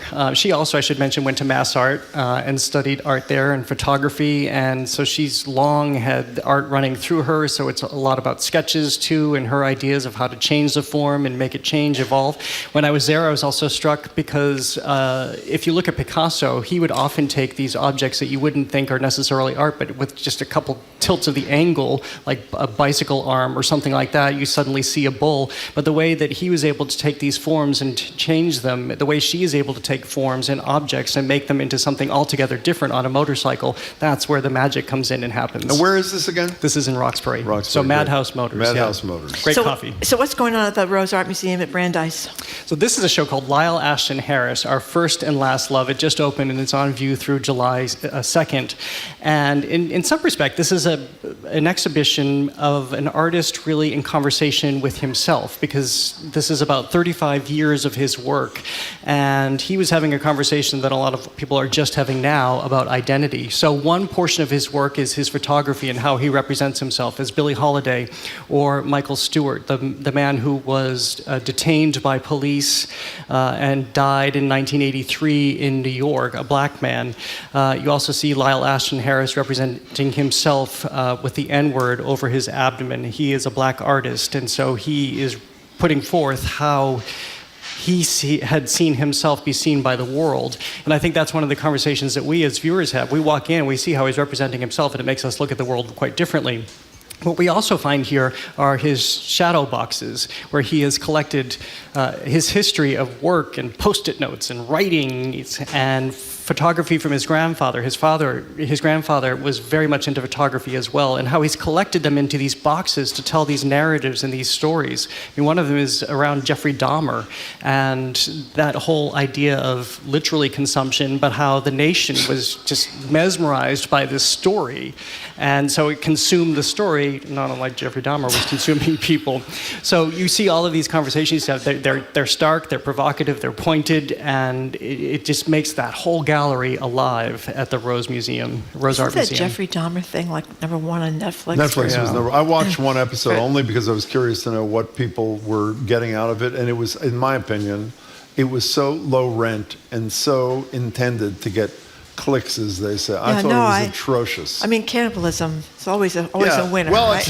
except having said that, one of my favorite movies of all time, Silence of the Lambs, is one of the best movies but ever. you didn't see anybody there. He just talked you saw about the body suspended like a piece of meat from a hanger. That is true. But you did hear that scene where he's talking. What was he talking about? The Merlot he was going to have with the Chianti and the fava bean sauce or something like that. How great were they together, by the way? The two of them together, Anthony Hopkins and Jodie Foster. Jodie Foster. Yeah. You know, can we, before we continue, I'm sorry to be stuck. Like, someone just sent me an email with a link to about 20 of these Jeff Koons balloon things. I'm sorry. It's total exploitation.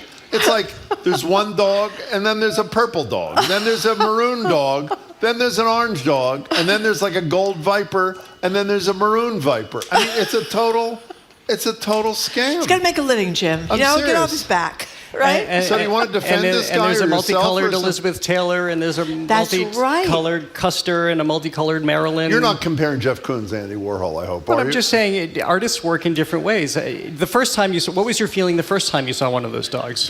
First time I saw it, I have to be honest and say, I thought totally pathetic. That's not true. Is it really? A sculpture of a balloon dog? Okay, well. Okay, and there are hundreds of them if you're interested. By the way, I found one here that goes for a mere $89,000.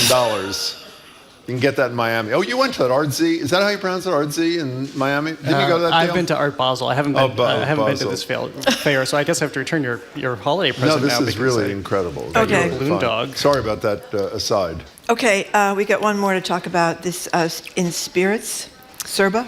Yeah, this is a show at the Peabody Essex Museum, and it's really enchanting because first of all, it's really vibrant and colorful and happy in so many ways. But this just opened at the Peabody Essex. It's on view through May 29th, and it's called Spirit, Searing Sherpa with Robert Beer. And Searing Sherpa is somebody who learned art making from his father, and he took this notion as a Himalayan artist who moved to California.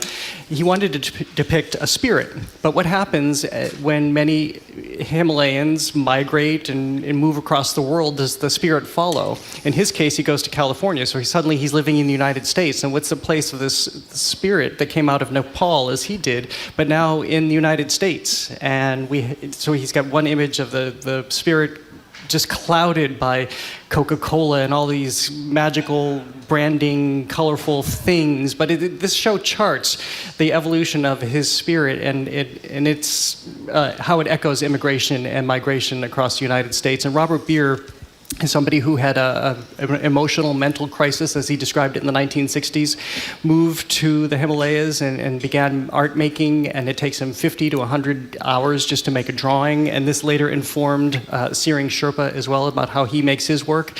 And so again, you're finding everything from digesting society for ill. You see images of copters and guns and darkness and oil rigs surrounding him, but you also move into his rendition of a spirit in the guise of Lady Gaga, and this final mural where the spirits are kind of these social media influencers who are taking a stage, and they're surrounded by all of this. So it's a very interesting take about somebody who's reconciling his own movement across the globe. But by the way, he's now left California and he's back in Nepal. How long is this the Peabody Essex? Through May 29th. Fabulous. And by the way, you didn't mention... Say, as usual, you love the Peabody Essex Museum. One of my all-time favorite museums. It's great. Fabulous. It's a great cafe, And by the way, too. you didn't mention this guy. His Himalayan balloon dog is fabulous.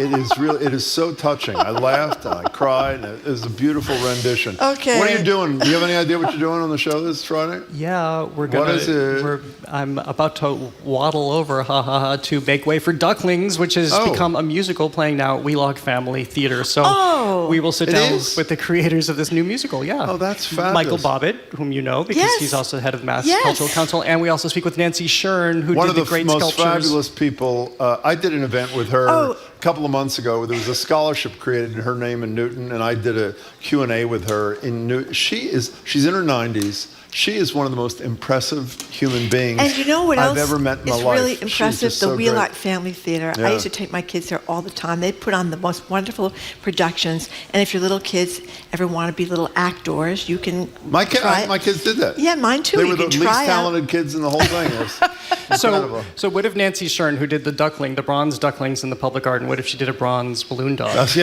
tell you. You know what she has done? differently? People don't realize this. She does a lot of political art, and she is currently doing it from COVID to wars to her.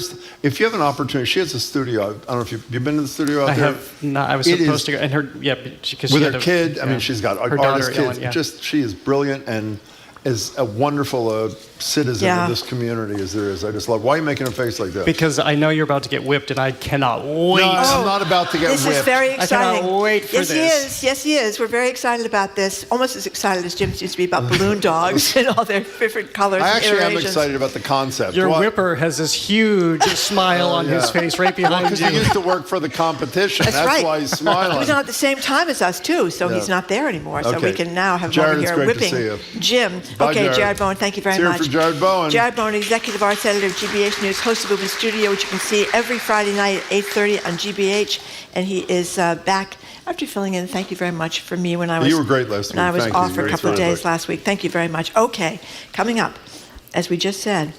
The former NPR news anchor Jack Lepjars is turning in his microphone for the wide open road and his alternate life as a circus performer.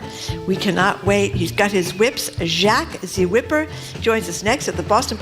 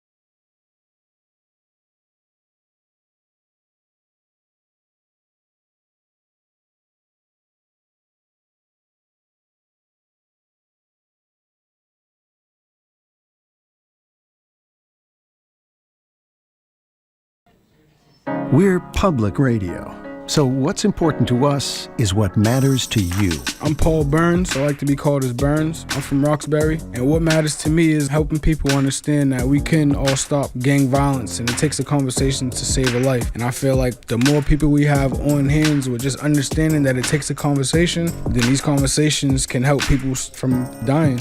Trusted local news with NPR, GBH 89.7. What matters to you.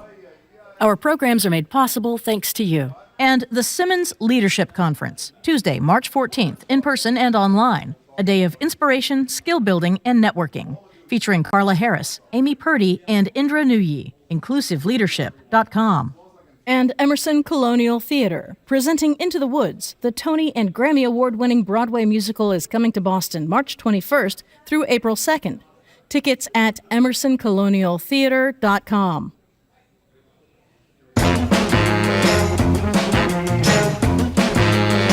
Welcome back to Boston Public Radio. I'm Jim Browdy. She is Marjorie Egan. We're live at the Boston Public Library, streaming at Facebook.com/GBH News.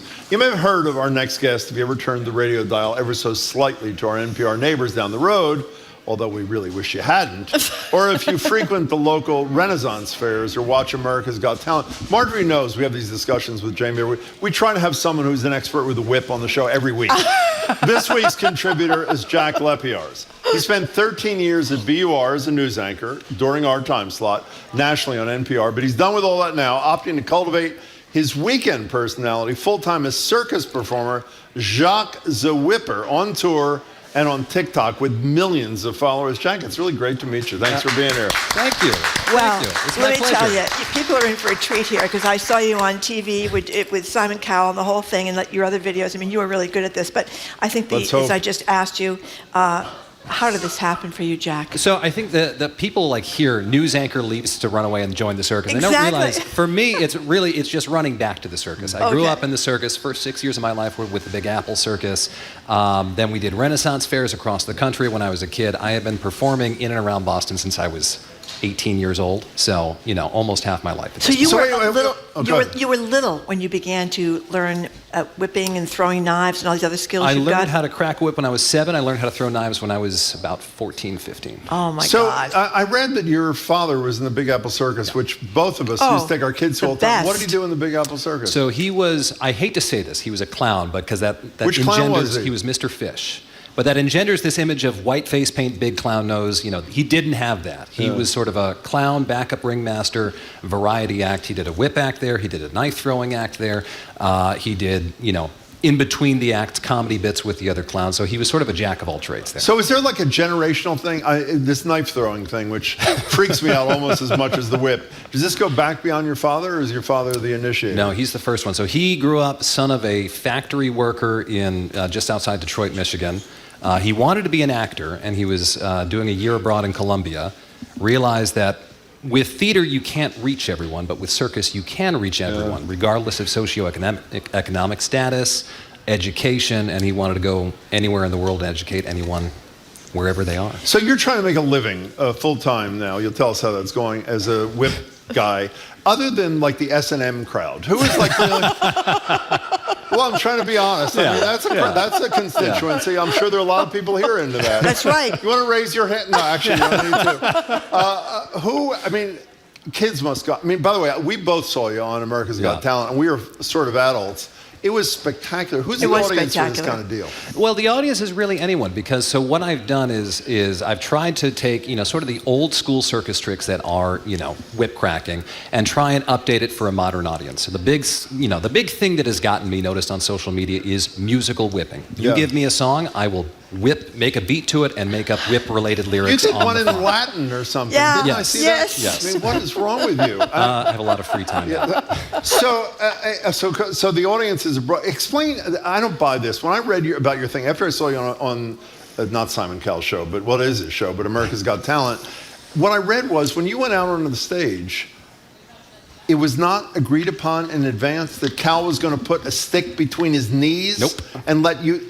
That's not true. No, it's 100% true. So how did that come? You walk out on the stage, you're wearing this odd outfit. You're not looking odd today. Yeah. This odd, like, circus kind of deal. We classed it up for public broadcast. Okay. Exactly. And what was your expectation? You were going to do Howie Mandel, but he was off that week. So what was the expectation and how did it happen? So the plan was, I was going to do my 2 minutes up top. That was all cleared. That was all good to go. And then I was going to do that trick that I did with Simon on myself. So it's a different way of cracking the whip. Instead of cracking it forward, you crack it behind you, but you just go in between your legs. Hopefully you don't hit anything else. That's the goal. Sometimes we're successful, sometimes we're not. That's a joke. No, it's not. Sometimes we're not is not a joke? No, you got to learn the trick somehow, man. Well, if you could learn it to the point where sometimes we're not is a thing of the past? For the most part. The issue is I have found the accuracy is not so much of an issue at this point. No. It's actually getting the whip to make the proper sound on the backswing. One of our, Cy was just telling us before the show that the reason the whip makes so much noise is what, please? It breaks the sound barrier. That is incredible. How fast does it go? 761 miles an hour. Wow. So all that loud that we heard during the break, that was repeatedly breaking the sound barrier. Yeah, little sonic booms right here. Little sonic booms Mm-hmm. right here. So let's hear some of this. We'll hear in a second. First of all, do you want them to pick a song? And you're going to perform in a minute. I have a whole bunch of songs, but if anyone's got some songs, by all means, we'll ask you them guys to yell can pick out a one. song in a second, Okay. or maybe we'll pick You know it. something else? I mean, this sounds very classist of me, but when I think of like circus performers, carnies, carnival barker stuff, the Apple Circus is not like that. Big Apple Circus. The Big Apple Circus. I mean, Barnum and Bailey's is fine, but if you go see Barnum and Bailey's, you're up in the they're up in the roof at TD Garden or something. Big Apple Circus is smaller. Everybody looks young and handsome and healthy and really unbelievably great performers. So can you make a living working for the Big Apple Circus? Well, I won't be with the Big Apple Circus. So but I mean, in general.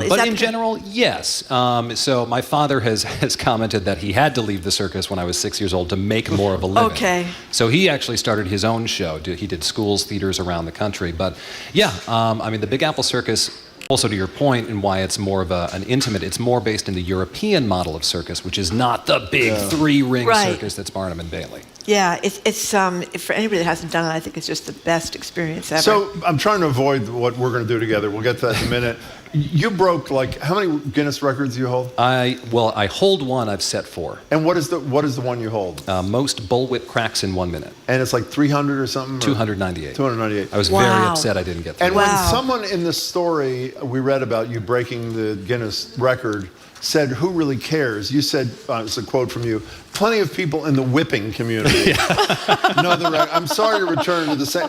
Who exactly is the whipping community about whom we're speaking? So there is a sort of a culture it's a big culture in Australia and out west of rodeo, cattle herding. So it's kind of keeping that cowboy culture alive. And there are whole whip sport cracking competitions that they have. I'm not good enough to go do those. These are guys that, they are just wizards with 2 whips. They make them complicated beats. They can beatbox with You're whips. a world record holder. What are you talking about? Yeah, because I can out-muscle them. So so now that you're back out in the world, you're not doing the BUR thing. You're not just doing where you perform. Where do people find you? All over the country. So I have shows in every U.S. time zone, continental time zone this year. Around here, locally, King Richard's Fair in September, October. So how hard was it to get on America's Got Talent?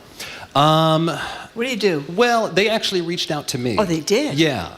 It was about this time last year. They contacted me and they said, "Hey, we've seen your TikToks. We like what you do.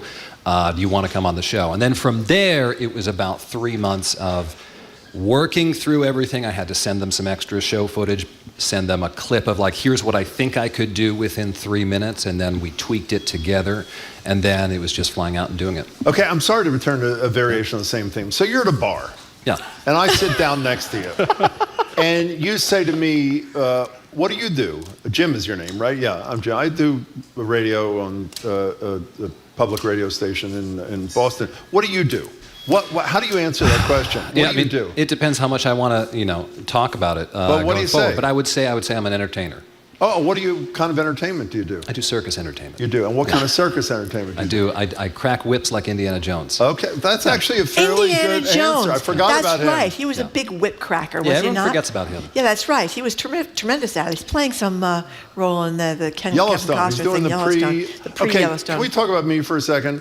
Luckily, I've got a bad back, so I can't do like a Simon Cowell thing where I crouch down and you don't hit my crotch, hopefully.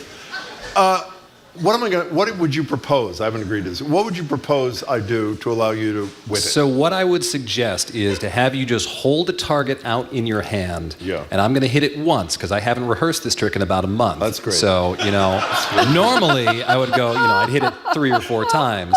In this situation, I'm confident that I can hit it once. Okay, but let's talk about this for a second. Okay. You said when you were talking about doing it yourself with the Simon Cowell trick because you didn't know if he was going to do it, you say most of the time you're successful. Yeah. Let's assume that this isn't one of those times, and it's a piece of pasta. Is that what it is? I hold out a piece of pasta I know this is not going to happen, but let's assume you were to miss. What would happen? You get a welt, probably. Is that really all that would happen? Yeah, so it's the kind of thing where if you have the wrong type of whip, you can break someone's finger. Do you have the wrong type of whip? I do not have the wrong. I'm not that dumb. Yeah. I'm not trying to end my circus career 2 weeks into it. Now, let me tell you something. We have a lot of people who've seen Jack before. And what are they saying? Yeah, someone that went to the King Richard's Fair last year with his 12-year-old daughter said it was absolutely great. As a super nerd and NPR fan, I was thrilled when I heard that Jack was a correspondent at NPR, super talented, and he was robbed on America's Got Talent. So there you go. He thinks your act is terrific. And Joanne on YouTube says, Jack has a perfect radio voice, and he's very handsome to boot. Well, so there you go. So, okay, back to me. If we can, just for a second. So you're going to stand up and you're going to perform for 4 or 5 or 6 minutes. We'll get a song for you, either a song from us or one of the people here. You'll do something with that. But the piece with me, I'm going to hold this thing, and you're not going to do a build-up where I'm going to be panicked for like 30. You just do it, right? You say something. By the way, let me just tell you a behind-the-scenes thing. People love behind-the-scenes stories. Maybe see what you can do with this. Marjorie really wants to be the one who does this, but she's too shy. I'm too shy. So do you? That's right.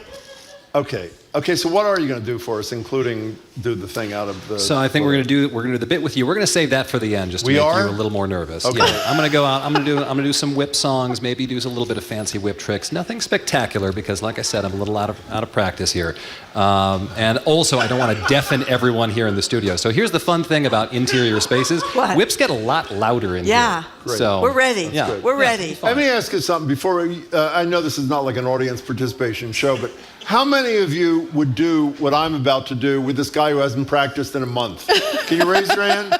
That's like 4 of you. A few brave souls. I got like a third of them. Yeah, that's fine. Okay, so Marjorie, why don't you at least pick a song? So what song would you like him to whip to? Oh, don't ask me a song. I can't think of one. Yell a song out, anybody, your favorite song.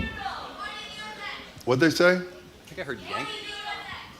Party in the USA. Party in the USA. Oh, Party in the USA. What's wrong with that? All right, that's not exactly what I was thinking would happen. What kind of From song? the genteel public radio crowd. Well, But all right, yeah, I could work with that. Yeah. Okay, so you're going to do that, and then you're going to say, Jim, turn around, hold the thing, and then we'll do that. And then, assuming it goes well, you come back. If it doesn't go well, you just leave. How come Jack doesn't get to pick his own song? Oh, I'm going to do some of my own songs. All right. I just want to make sure. They're all going to be real quick rapid fire. All right. Now, do you prefer when we introduce you to perform to call you Jacques the Whipper or Jack Lepiards? Which would you prefer? I mean, I think I prefer Jack Lepiards. Okay, do you want to introduce his act here? He's about to go do a little thing. Yes, Jack the Whipper, but I'm not going to call him that because he doesn't like it. Jack Lepiards, former NPR anchor, competing against us at noon. We're glad you're gone.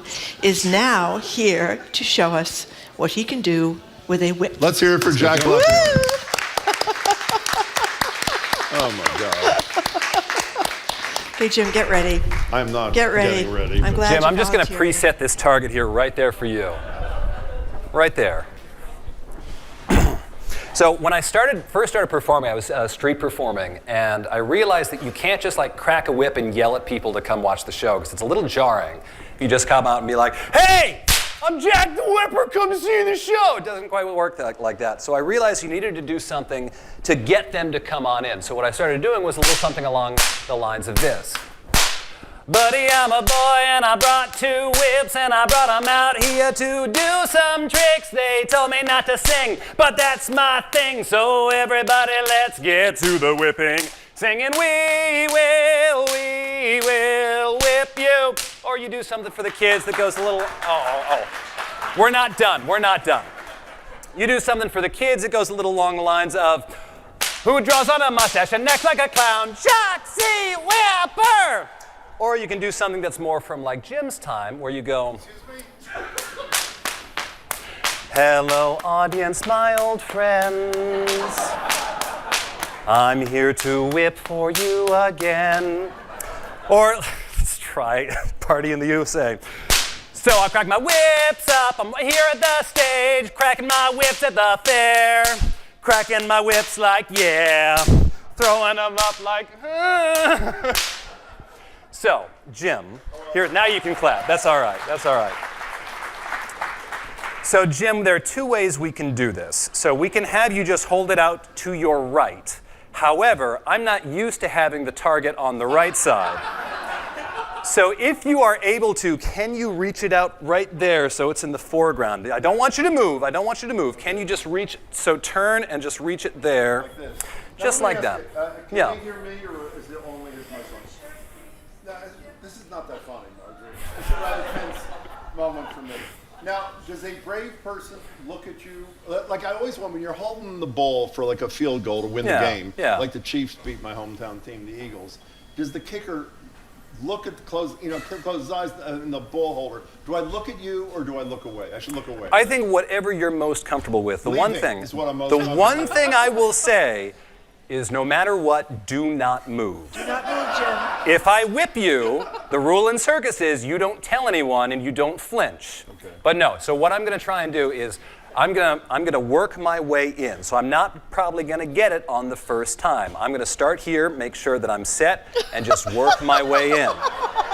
This is going to be the safest thing for all of us. It is? Yes. Safest thing for all of us. Excuse me, would you, would you have done this? No, I would not. I'm glad, Okay, well, I'm glad that's you helpful, too. volunteered, especially in your compromised condition. So when you said, I'm sorry to do Yeah, this, but one more it's all thing. good. It's all good. When you say I'm probably going to miss the first few times, how do I know that you're going to miss on the correct side to miss rather than Oh, well, I've been doing this trick for 17 years. Oh, this you trick, have? yeah, this trick is so How that many times have you blown this trick? once or twice. Okay. Once or Yeah. twice. Okay. But that was with my brother when I was 17. It was fine. It was fine. It was fine. It was fine.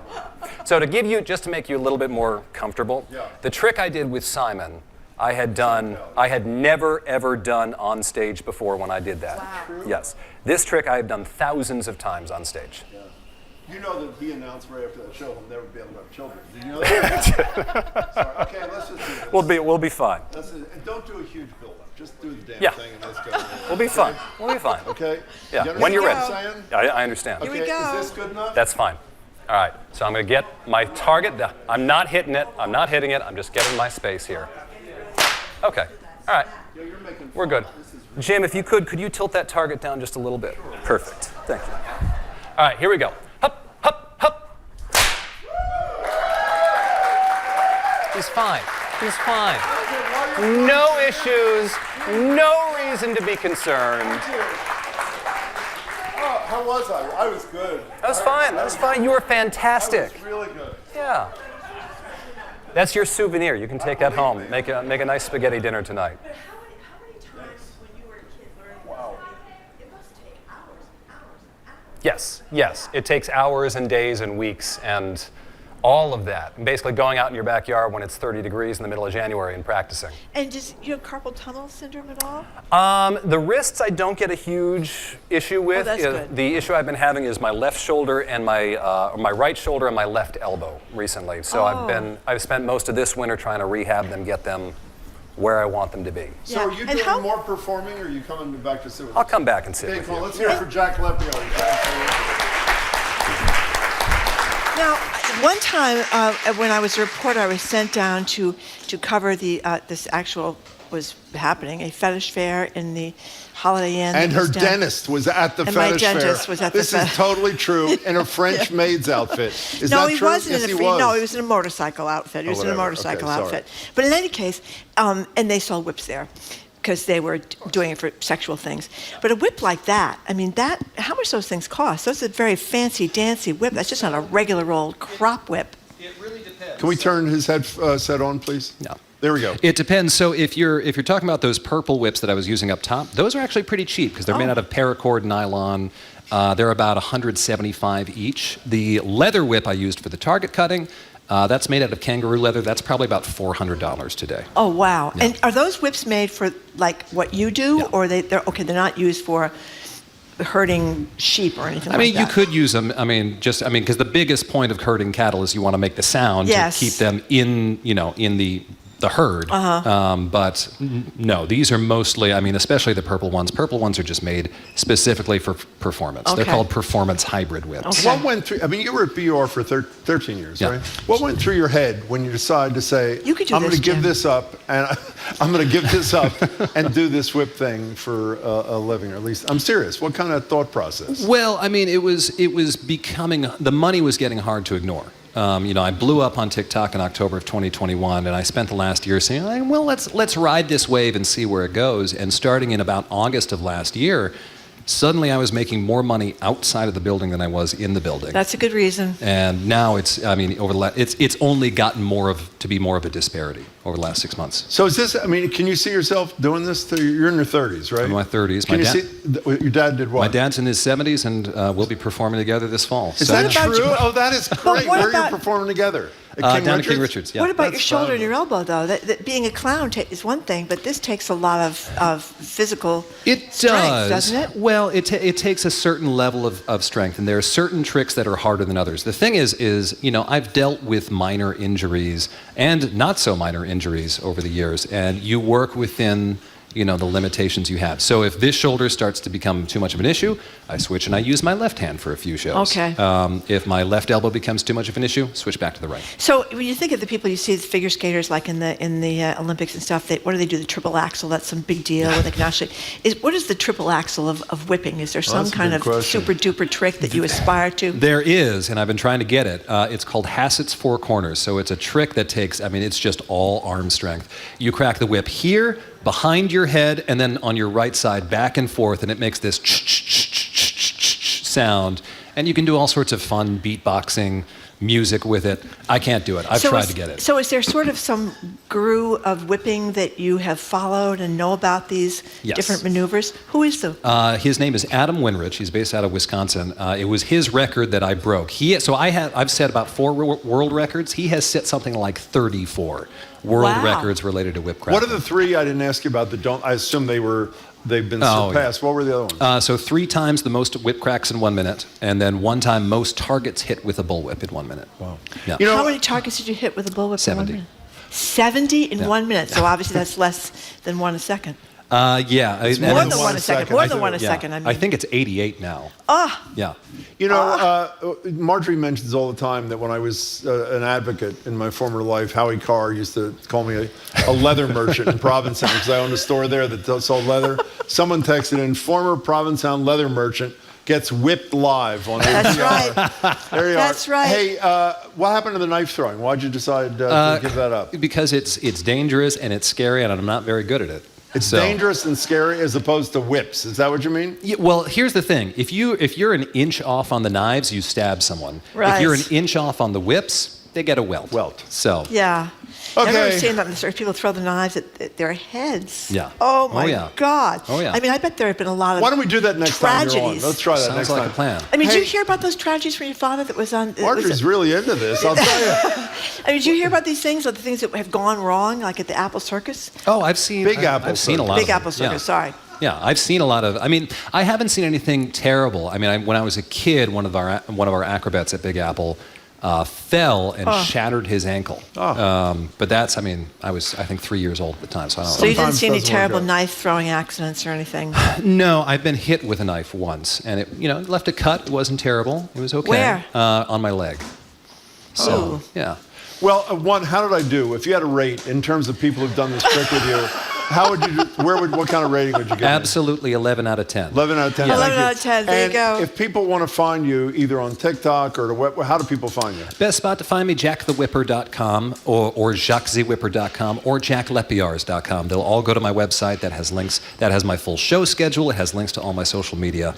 Everything's there. Well, it's very good to know you. I mean, if things don't go well here, Jim, I mean, there's opportunities for it's elsewhere. That's Exactly. right. That's right. And a whipping assistant. We can make you my official plant in every show. Let me tell you, that'd be so great. You are really good Jack, at this, it's Jack great to meet Lepiars. you. Thank you so much Let's for hear it from coming Jack in. Lepiars. Congratulations on your new career. We've been speaking with Jack Lepiars, a.k.a. Jacques the Whipper. You can follow him, as we just said, on TikTok at Jacques the Whipper. Or to find out where he'll be touring next, go to his website, jackthewhipper.com. Thank you again for coming in, Jack Lepiars. Coming up, a transition like no other today on the show. We're going to talk to our new boss, GBH's new CEO and president. Susan Goldberg is here. She will not be bringing any whips, so Jim, you don't have to worry. You're listening to Boston Public Radio 89.7. We are broadcasting live, as we do every Tuesday and Friday, from the Boston Public Library. We are streaming at facebook.com/GBH News or youtube.com/GBH News.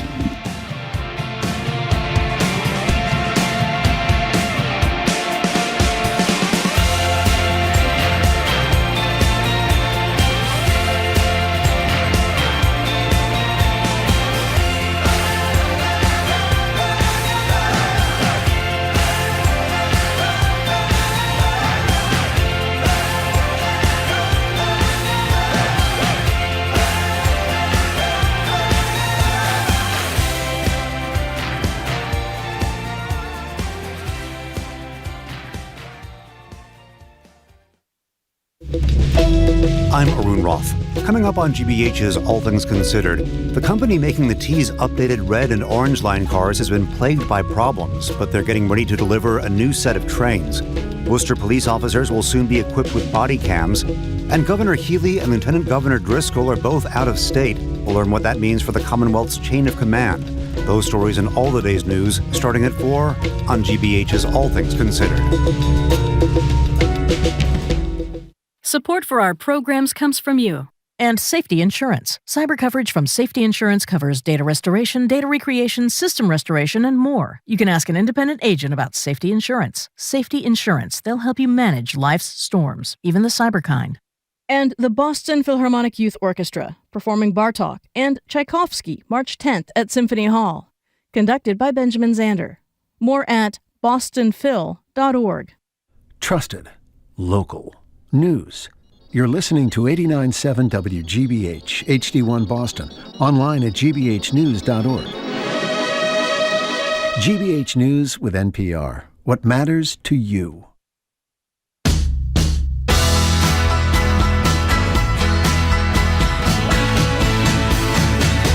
Welcome back to Boston Public Radio. We're live at the Boston Public Library, streaming at facebook.com/GBH News. I'm Jim Browdy. She is Marjorie Egan. This is another risky interview for us. Very risky. Marjorie, two in That's a row. right. New boss. We're joined now in studio at the Boston Public Library by Susan Goldberg. Susan is GBH's the Educational Foundation's new president and CEO. She previously served as professor and vice dean at Arizona State University's Walter Cronkite School of Journalism. Before that, for a bunch of years, was editor-in-chief of National Geographic. She's also run a couple of newspapers. Susan, we're thrilled to have you. Welcome to the show. So, Susan Goldberg, why'd you want to come here? To your show? No. Well, of that's course, another question. We had Jack the Whipper. No, I really wanted to follow a circus act. That's why I'm here today. Exactly. But why did you come to GBH? Oh, I wanted to come to GBH because it's such an amazing organization that has such an opportunity to tell stories that can really change the world, and I totally believe that. You know, you were interviewed by Jonathan Soroff, I think, for Boston Magazine, and he said something to you like, you're the first woman in this job. There are a lot of women in places they've never been in media in this town. There's Nancy Barnes and Linda Pizzuti Henry at the Boston Globe, and we obviously know about all of the elected positions that have been all men forever. You avoided the question, and you basically said something like, I don't remember exactly, I wish that wasn't news. Well, it is news, as you know.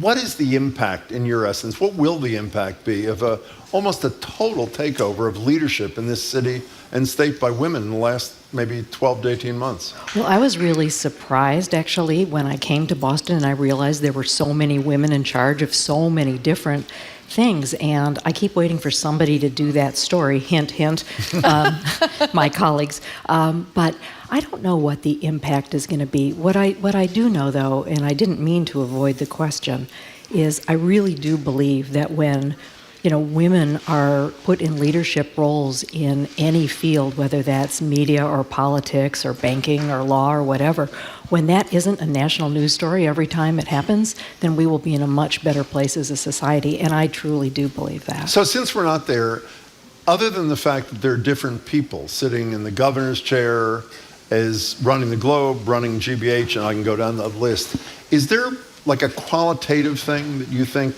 we'd feel in a year or two that is not solely a function of different people occupying those chairs, but someone of a different gender occupying those chairs? Look, we all bring who we are to the jobs that we have, right? So if you are white, if you are middle-aged, if you are a woman, if you are Jewish, or whatever is your background, we all bring ourselves to those jobs. And so people, of course, do view things differently. I might see something as a story that my predecessor, John Abbott, might not have seen was a good story, and he might have seen something that I didn't see. Yeah, absolutely. And that's why we need to have diverse workplaces so we can all talk about what are the most important stories that we should tell, how should we tell them, and who should tell them. Well, I remember seeing the video that the station sent out when you came here, and there was the wall of all the white guys that run National Geographic, and then there was you at looking so out of place in a way. But that's been true for you there. It was true at the Cleveland Plain Dealer. It was true at the San Jose Mercury News. There's a lot of pushback when you do have the first woman running something. So did you feel much of that in those different places? Well, as time has gone on, it has seemed like less of an oddity, if you will, that there is a woman in these jobs. I mean, I was even the first woman that the Detroit Free Press sent to cover the governor and the legislature in 1984. So now that is something. 1984, wow. which seems like it's not that long ago. I guess it's getting to be a little while ago. But that should have happened in 1934, right? So that just started, me on this road. I mean, my career has unfolded on this seam of both societal change and technological change in our industry. And so I've ended up being first. Speaking of technological change, I mean, one of the things you get credit for in terms of National Geographic, you were there 8 years? Was it 8 years? I was there 8 years. Is bringing National Geographic into the digital world, which is, I know, one of your tasks here, and our boss, our media boss, Pam Johnston's. But the second thing you got a lot of praise for, and I would say, I didn't know of you then, but you sure as hell deserved it. Most of the media sort of got religion on diversity, or at least said they got religion after George Floyd was executed. You were way ahead of the game, a year or two at National Geographic, saying there's not enough diversity, there is racism here in what we've written and photographed and done in the past. What was the trigger for you? What caused you to say, and then you did a whole issue, I believe, on racism to sort of get that process started, again, pre-George Floyd. What was the motivation there? What was that all about? Well, National Geographic, like a lot of organizations, it started in 1888, coming up at the height of colonialism. And it was the way that we covered the world was sort of accepted as the way we covered the world. We sent white people, mostly white male photographers, all over the world to take pictures of other people. And I'm afraid when you look back on it, while I don't know that there was ill intent, but the way the pictures look, it's like taking pictures of the other, somebody else, somebody foreign, somebody who's not like us. And that really was the feel of it. And when I got there, I really knew that we needed a much more diverse staff. We needed to tell stories about the world in a different way, and the only way we were going to do that was to start with having a lot more diversity of writers, editors, and photographers. And then from there, I just thought, why don't we do an entire issue on race and how that's happening what that story is all over the world. And then it dawned on me, and this is in early 2018, I thought, if we're going to do a story on race, we need to look at ourselves first and how we told Americans for much of the 20th century how the world looked. And so we needed to sort of own our past sins, and that's sort of where that all started. Do you feel you have the same mission here? I mean, this is a pretty white operation, too. I don't know what the most current stats are, but there's not a hell of a lot of diversity in this operation. I mean, it's there have been improvements. But there have been a lot of improvements. We're better off, certainly, than National Geographic was when I got there. But I do think that we need to look like the communities that we cover. I think it's very, very important that we reflect the experiences of people in the communities, and the way to do that is to make sure that we've got people telling those stories who are people from the community. So how do you balance this all? You got we're Boston Public Radio, but we have a national kind of deal going on here. You got radio and then you get television. How do you balance all that?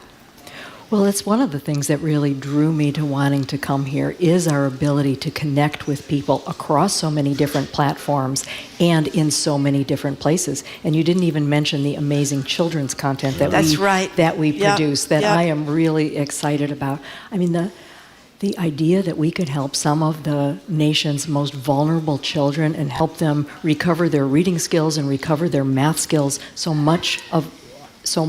they lost so much during COVID, during the lockdowns. So imagine if you're a fourth grader, you missed most of your first year of school, you missed most of your second year of school, and your third year might have been screwed up as well. So you're a 9-year-old. No wonder the scores for these kids have, fallen off the charts. I would love us to be able to try to help kids catch up. I think that's an incredibly important role that we can play. You know what today is in Boston? Susan Goldberg, our new boss? Yes, I do. It is Work It Out Wombats Day. Yes, it is. And what is Work It Out Wombats? They're going to be with us on Friday, by the way. What is Work It Out Wombats? So Work It Out Wombats, as I think this is a total setup here. I believe it might be.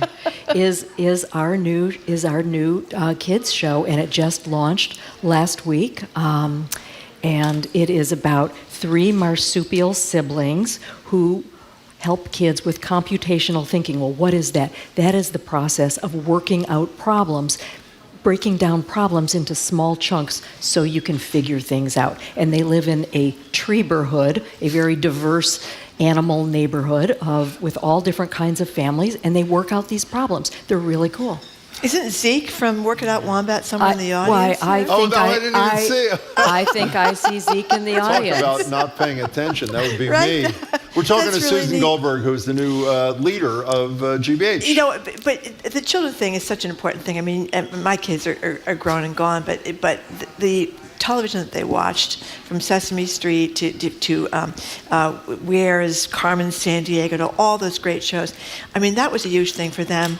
But frankly, it was a huge thing for me because I could cook dinner and throw the laundry and get a lot of stuff accomplished while they were watching shows and not feel so guilty about it because they were learning stuff. I mean, television at this operation has really been a huge thing for kids. Zoom. Weren't your kids in Zoom? No, on Sesame Street. My older daughter was the letter K. One of the proudest moments of her life, I should say. And I'm sure she is still telling that story. Well, I'm telling the story. I don't know if she's telling it, but I am telling the. But it is inspirational. The fact that we can really help kids. Oh, huge. And help them learn. And kids who might, not have a lot of advantages otherwise, we can reach so many people. Yeah, Susan, absolutely. I think the final issue of National Geographic, you did a letter. I think it was an open letter to readers, and the title of it was, and I can't read my writing, but it was something like, why it's important to tell stories that inspire action, not despair. Explain what you meant and tell us if you think that applies to what we do as well as what you did at National Geographic. I think there's a lot of research that would back this up, but when we tell stories that are only apocalyptic, that only make people feel terrible or want to have them run screaming from the room because they can't stand it anymore, our impact is really diminished. If we can, of course, focus on problems, but also focus on solutions, some solution-oriented storytelling. And where I really focused on that a lot was about climate change. Far too often we tell a story about the climate crisis that only looks at the crisis and not enough about what people are doing about it or how people themselves can help a solution. You know who along. does that, Jim? You. We do that. We do that. We are death and despair Moaning and incorporated. groaning about the climate problem, and we don't offer enough solutions. We don't know you well. We've met you a few times. If people don't, and we look forward to it, obviously. But John Abbott was a huge presence in not only public media, but in this community. Are you nervous? I mean, you were wildly accomplished, so it's odd to even ask this question. Aren't you a little nervous replacing somebody who's really checked all the boxes and did all that sort of thing? I don't know. We all have to succeed somebody. That's right. I guess I don't think about it that way. I don't think about him. I think about the things that I can do and that we can do as a team going forward, and that I'll check different boxes. John has a different background from me. I'm a journalist, and so really a focus on the storytelling is what I can bring to the party. So what's atop your list that you have written in your head in terms of the things that are going to get your attention, in addition to obviously getting familiar with all the different wonderful pieces of this operation? Well, the wonderful pieces of the operation, all the wonderful people in the operation, all the people in town, all of our funders, all of the boards. After I do all that, I think we can focus on the digital transformation in a way. Just as important as the stories we tell is how we tell them. Can you explain that? We use the term, and I'm not sure everybody knows what we're talking about. Explain what you mean. Well, we started out here as a traditional, this was a radio show, and then we have television. But everything is converging, and it's converging on digital platforms. For example, when Rainey Aronson-Rath does a frontline show on Putin and the presidents, she started that show out on YouTube TV. It got more viewers on YouTube TV than it got on linear, old-fashioned television. Really? And when something is on YouTube TV, people can keep coming back to it forever and ever, and that creates this long tail that we talk about. But we need to do and are doing things like that. This is going to be on YouTube, and Facebook, so people can come back to it. That's part of the transformation, is meeting our readers and viewers and listeners and readers, everybody, where they are on the platforms where they are, and giving them the stories in the ways they want to get them. Do you see a role? I mean, Marjorie and I talk a lot about lack of trust in the media. I mean, Marjorie's been a journalist for her whole life. I'm sort of a little late to the fair here. The trust level is pathetic. Gallup did a survey as recently as October. It was like 34% have trust that they'll get a fair and full and accurate story of the news. Marjorie's response, which has some legitimacy, is what media are they talking about? Now, but whatever it is, you have last week, you have Fox News stars outed as liars. And I don't have any data, and this is, I'm sure everybody knows, is familiar with the story, is they were texting each other talking about how full of you-know-what Trump's arguments were about a stolen election right before they'd go on television and talk about how the election was stolen. My guess is, I don't have any data to prove this yet, they're not going to lose one viewer over that, which I think speaks to the issue.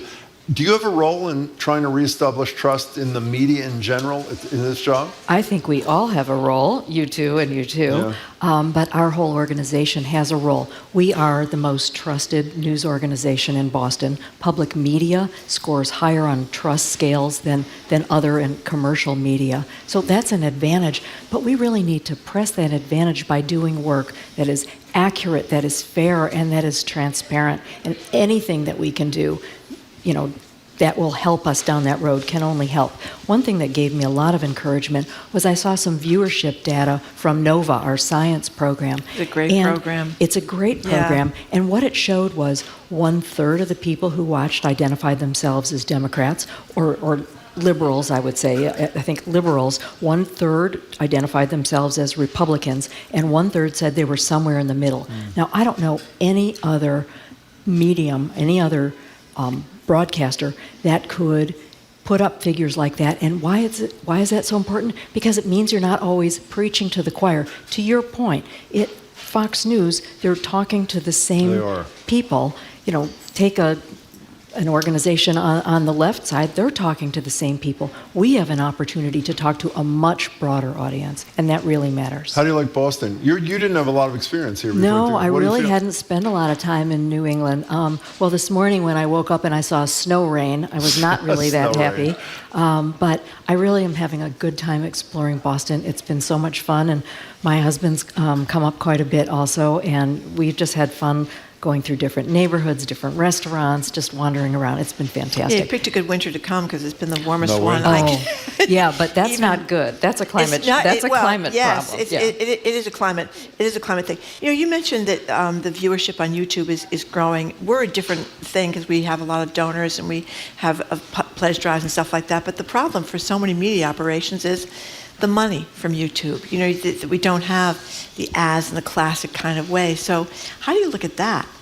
Well, I think these are things that are getting worked out very slowly over time. You're right that the normal monetization model doesn't really work for us on some of these digital platforms, but the eyeballs are there. And I think that this will evolve as a process. One thing I do know is that we shouldn't be treated by, various social platforms the same way they would treat Paramount or Disney or any other commercial media. We are public media. We are different, and I think we need to convince them of that so our monetization can work on a platform like YouTube the same way it can work on radio or TV. Can we spend 1 second, even though it's not related, since we talked to Jared about it, I know you two were down there, this National Museum of Women. You're the chair of the board? I'm the president of the board. I'll ask you the same question we asked you. How embarrassed should we be that neither of us had heard of this place until the reconstruction? I'm mortified. Well, you shouldn't be mortified. I think, frankly, the museum should be a little more mortified that it's done not the job it needs to do to tell its story. It's a fantastic place. So this is the National Museum of Women in the Arts. It is an enormous collection of art of all kinds, painted by women or created by women for a number of centuries. So you're getting the female gaze on what life was like all over the world through time. And it is a beautiful, I think, 1906 or 1908 building in the middle of downtown Washington, D.C., not far from the White House, and it's undergone a $70 million top-to-bottom renovation, reopens, as Jared said, on October 21st, and it is just a spectacular story. Sounds terrific. So which women artists are we going to see there? Oh my gosh, well, everybody from Frida Kahlo I mean, there's a lot of really famous female Yeah, artists. so there. it will be women that do paintings, women that do sculpture, women that do the whole range. In fact, one of the opening exhibits is of sort of monumental sculptures. I think people, when they think of female artists, think they do tiny little things, right? Like cute little things. And there's some of that, of course. But these are these monumental sculptures that weigh like 4,000 pounds, and they had to. Gosh. Yeah, they had to have the ceilings reinforced so they could hang them and support them. So it's just going to be beautiful. So what's going to happen? What are we going to look at happening here at GBH? Well, digital transformation. Yep. I think that the editorial teams can all do a better job of talking to each other. So Nova and News should actually speak. So a program maybe they'll have in 2 years from now, if it's based on a news event, news can cover that too. Neat. Yeah. We should actually all talk. We should work on some really big projects together. We really, though, do need to reach our readers, viewers, and audiences where they are. That is the most important thing. I should say to you, this is wildly self-serving, but I'll say it anyway. One of the great joys we've had is the cross-pollination when it happens. Oh, when you walk through the frontline. hall and you encounter someone who's just done a frontline thing or done a Nova thing, or it's really exhilarating to be. But can we end, because time's up here, can we end with, I think the question that's probably most important, at least on the minds of our listeners, what do you think of this show? And feel free to take all the time you need. What do you think of the show? Or maybe more accurately, Jim, what do you think of Jim? Isn't Well, that how what you you're can really do that asking? too. We'll get to that. Okay, what do you think of the show? I think this show does a great job of capturing the zeitgeist in Boston. That's right. There we go. I'll take that as an endorsement. Yep. And Jim, came in today on the injured reserve list. He has a torn muscle in his back, and we're going to have to, at 2 o'clock, call the firefighters to carry Jim back to his car. I think we should make sure we cover that. I love that. Congratulations on the job. We're thrilled to have you here and hope you'll visit us on the radio. Thank you. Thank you very much. And thanks to Zeke for coming today. You did a very good job back there, Zeke. Friday they'll be on, Jamie, right? Friday, Work It Out Wombats will be joining us on the air. Thank you very much, Susan Goldberg. Thank you, Pleasure Susan. to have you here. We've been speaking with Susan Goldberg. She is GBH's new president and CEO, and we're grateful for her for coming in. Coming up, CNN's John King is going to be with us. He's going to tell us what President Biden was talking about today and a bunch of other political news out of Washington, D.C. You're listening to Boston Public Radio, 89.7 GBH. We are streaming on youtube.com/GBH News, and we are also streaming in a new place.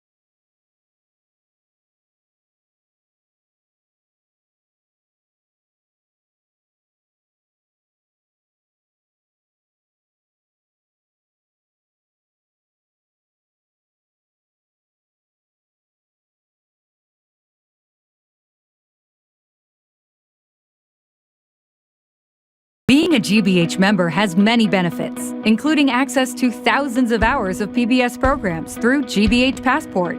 From Masterpiece to Nova, American Experience to Antiques Roadshow, popular newer shows like All Creatures Great and Small, even older favorites like The French Chef.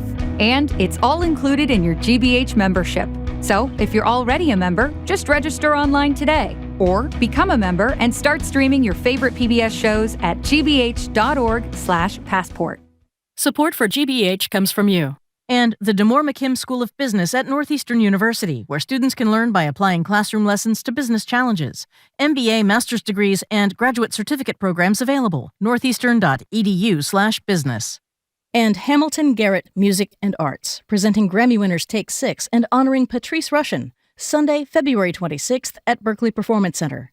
Tickets at berkeley.edu/BPC.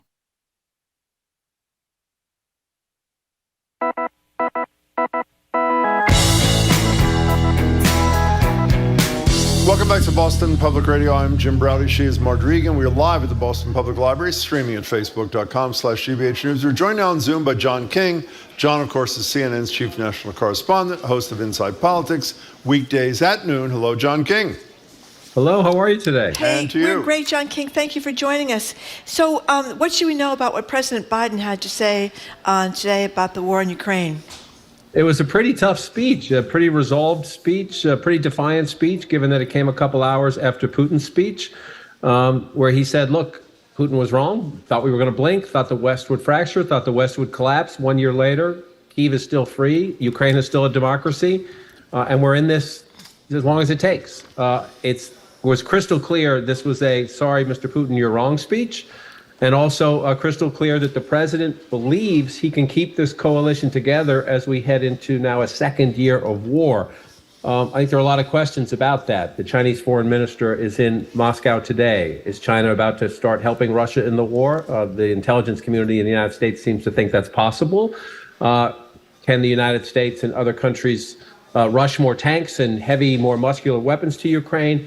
And there's going to be a debate, I think it's already started, but I think it will intensify in a couple of weeks, over the next few weeks, about what about fighter jets? If you want this war to end in its second year and you want Ukraine to win, are you going to have to increase the muscle even more, including fighter jets, which most of the NATO nations, led by the United States, have been reluctant to do so far?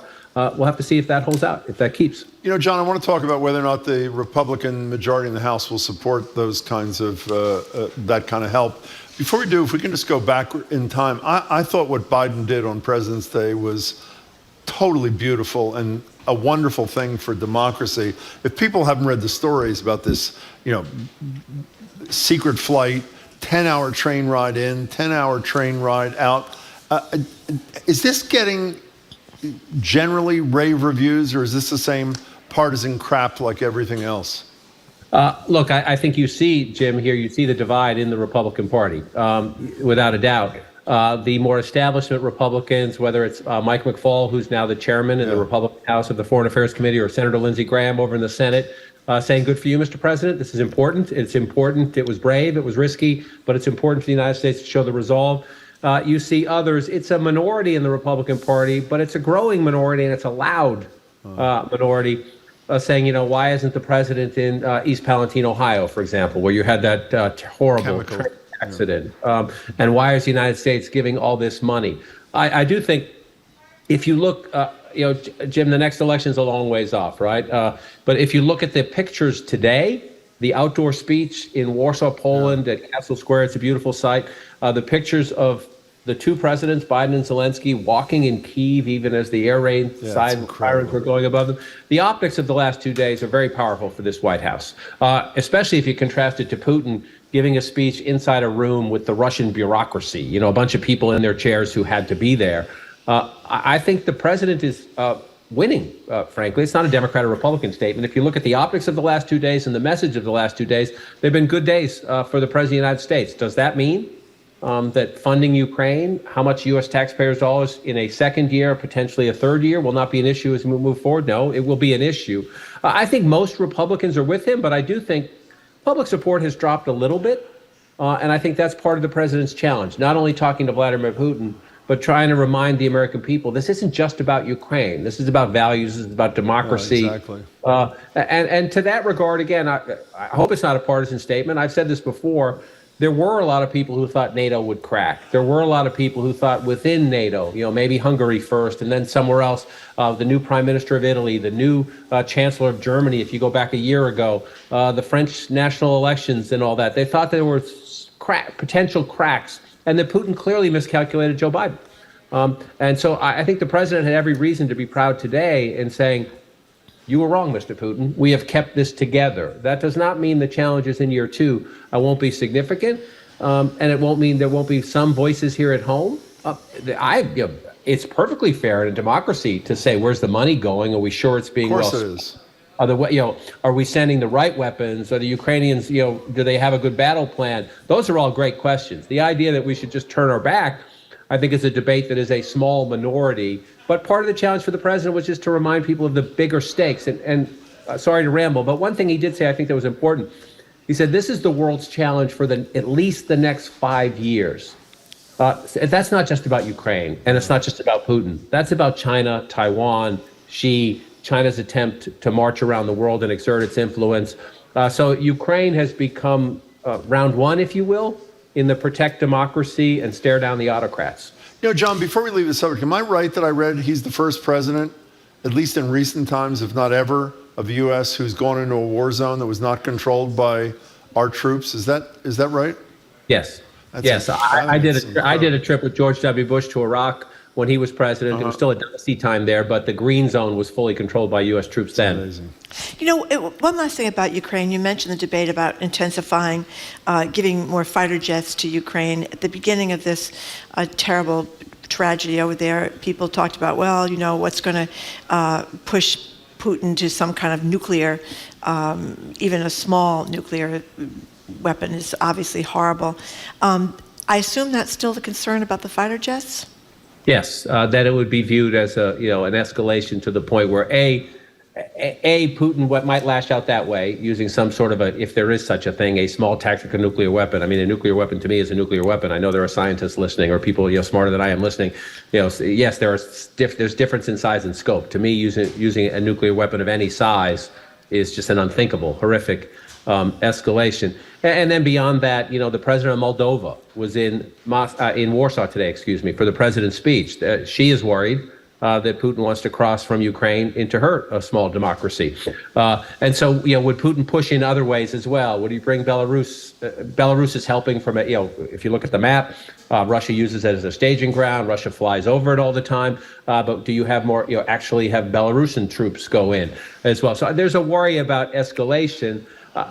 You could book guess way smarter than me on this question, Marjorie, but I do think if you just look over the last year, first it was, NATO support. It was more symbolic, and then it was some military. It has gradually increased, right? From anti-aircraft to longer-range missiles to the Patriot missiles to more and more anti-missile defense, now tanks. I do think that over the next few weeks, you're going to see this fighter jet argument have a different flavor to it, if you will, in the context of, if you want this war to end as early as possible in its second year, and you want Ukraine to win, is that necessary, and is it worth taking the risk? I think that's going to be the next conversation to be had. John, speaking of nuclear, is this suspension of participation in nuclear arms treaty talks with the U.S. by Putin, is that performance art, or is that something that insiders are really concerned about? They're concerned in the longer term, Jim, in the sense that if Russia just completely decides, never mind being part of any responsible adult conversations about big strategic global issues, right? And nuclear weapons obviously being such a deadly and destructive one. Russia was already not really cooperating and really not talking anyway. So does it make a difference today, tomorrow, and next week? Not really. People at the Pentagon or the State Department would tell you. Does it make a difference that Russia is repeatedly, I'm going to use a crass term, but flipping the bird at the world and the structure and even the agreements that it has signed? That does matter. In the idea that Putin is even more isolated today than he was yesterday, if you can believe that's possible. I think that's what people worry about. You keep backing yourself into a corner. We're talking with CNN's John King. Watching your station today, we learned that Kevin McCarthy, the House Speaker, is giving Tucker Carlson, the biggest rated host on Fox News, all this January 6th, that was, of course, the day of the insurrection, the security video. What does that mean, and what is the significance of that? I don't know what it means. I would say this, that anybody listening, your tax dollars paid for most of the cameras that saw things inside the Capitol or around the Capitol that day are security cameras paid for with tax dollars, either federal tax dollars inside the building, maybe District of Columbia tax dollars out in public, out and around it and everything. And Kevin McCarthy has decided that video footage that belongs to you, that belongs to the American people or the citizens of the district, for the large part, I'm sure there were some private cameras that picked up some stuff that they've been able to get things, that Tucker Carlson gets to be the editor and the editorial presence to decide what additional footage beyond the January 6th hearings get made public. Why did he do it? You might argue that he has a 4-seat majority. He's not the strongest politically speaker, and Tucker Carlson has the highest rated show on that network. And he repeatedly and routinely calls McCarthy, my word, not Tucker's, but spineless. He says he has no ideological core, that he flaps with the breeze, that he wants to do so. Is Kevin McCarthy trying to say, here, I'm going to give you this, please stop criticizing me? I think that's a logical connection you could make. The point I would make is that why only Tucker Carlson? If you're going to release them, and we're in the transparency business, the police, the intelligence community, the people who have to protect the Capitol every day, they're worried that you're giving people who might want to assault the Capitol or damage the Capitol. If you give them all the footage, you might be showing them something that they can put together and plan something. Are there people who walked into the Capitol who were here to protest on Donald Trump's behalf, who followed the mob in and then said, oh my God, I want no part of this? Of course there were.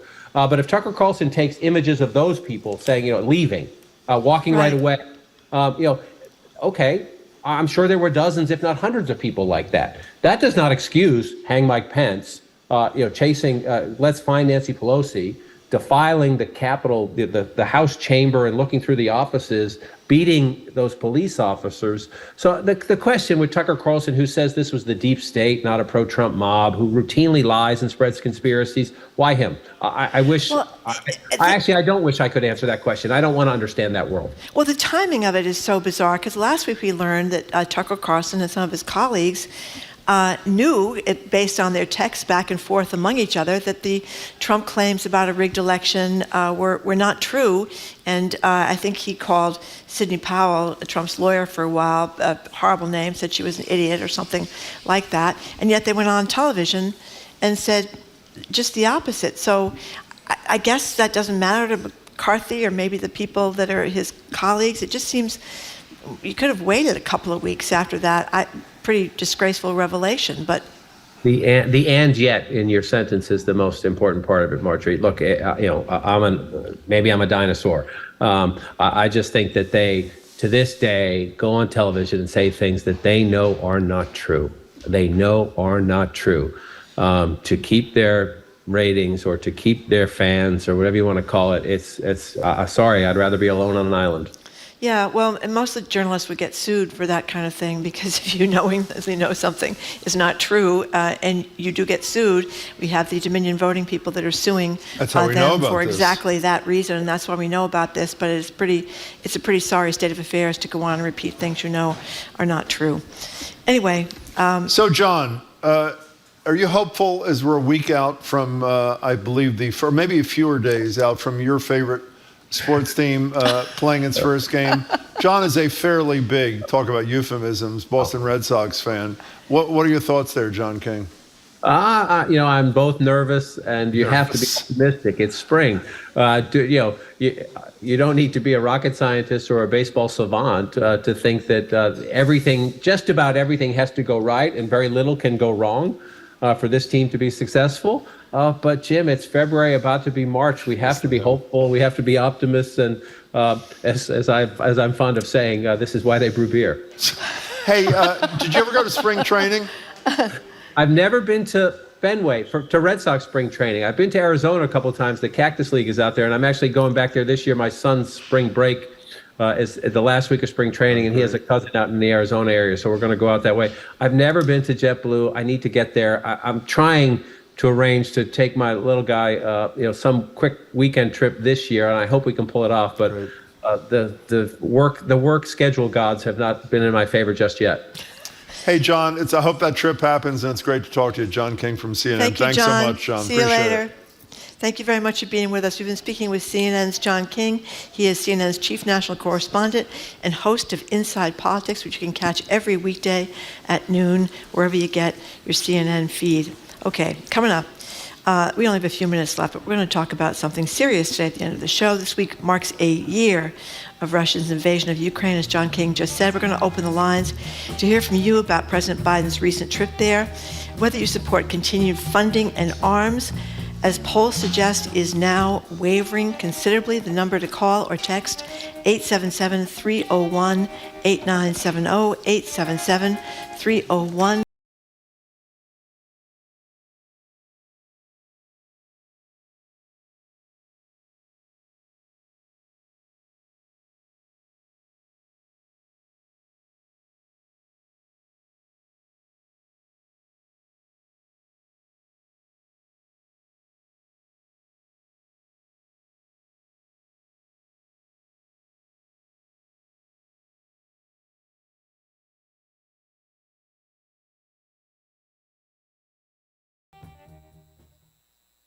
Hi, y'all. It's Melissa Harris Perry. And on The Takeaway, we look at news a little differently.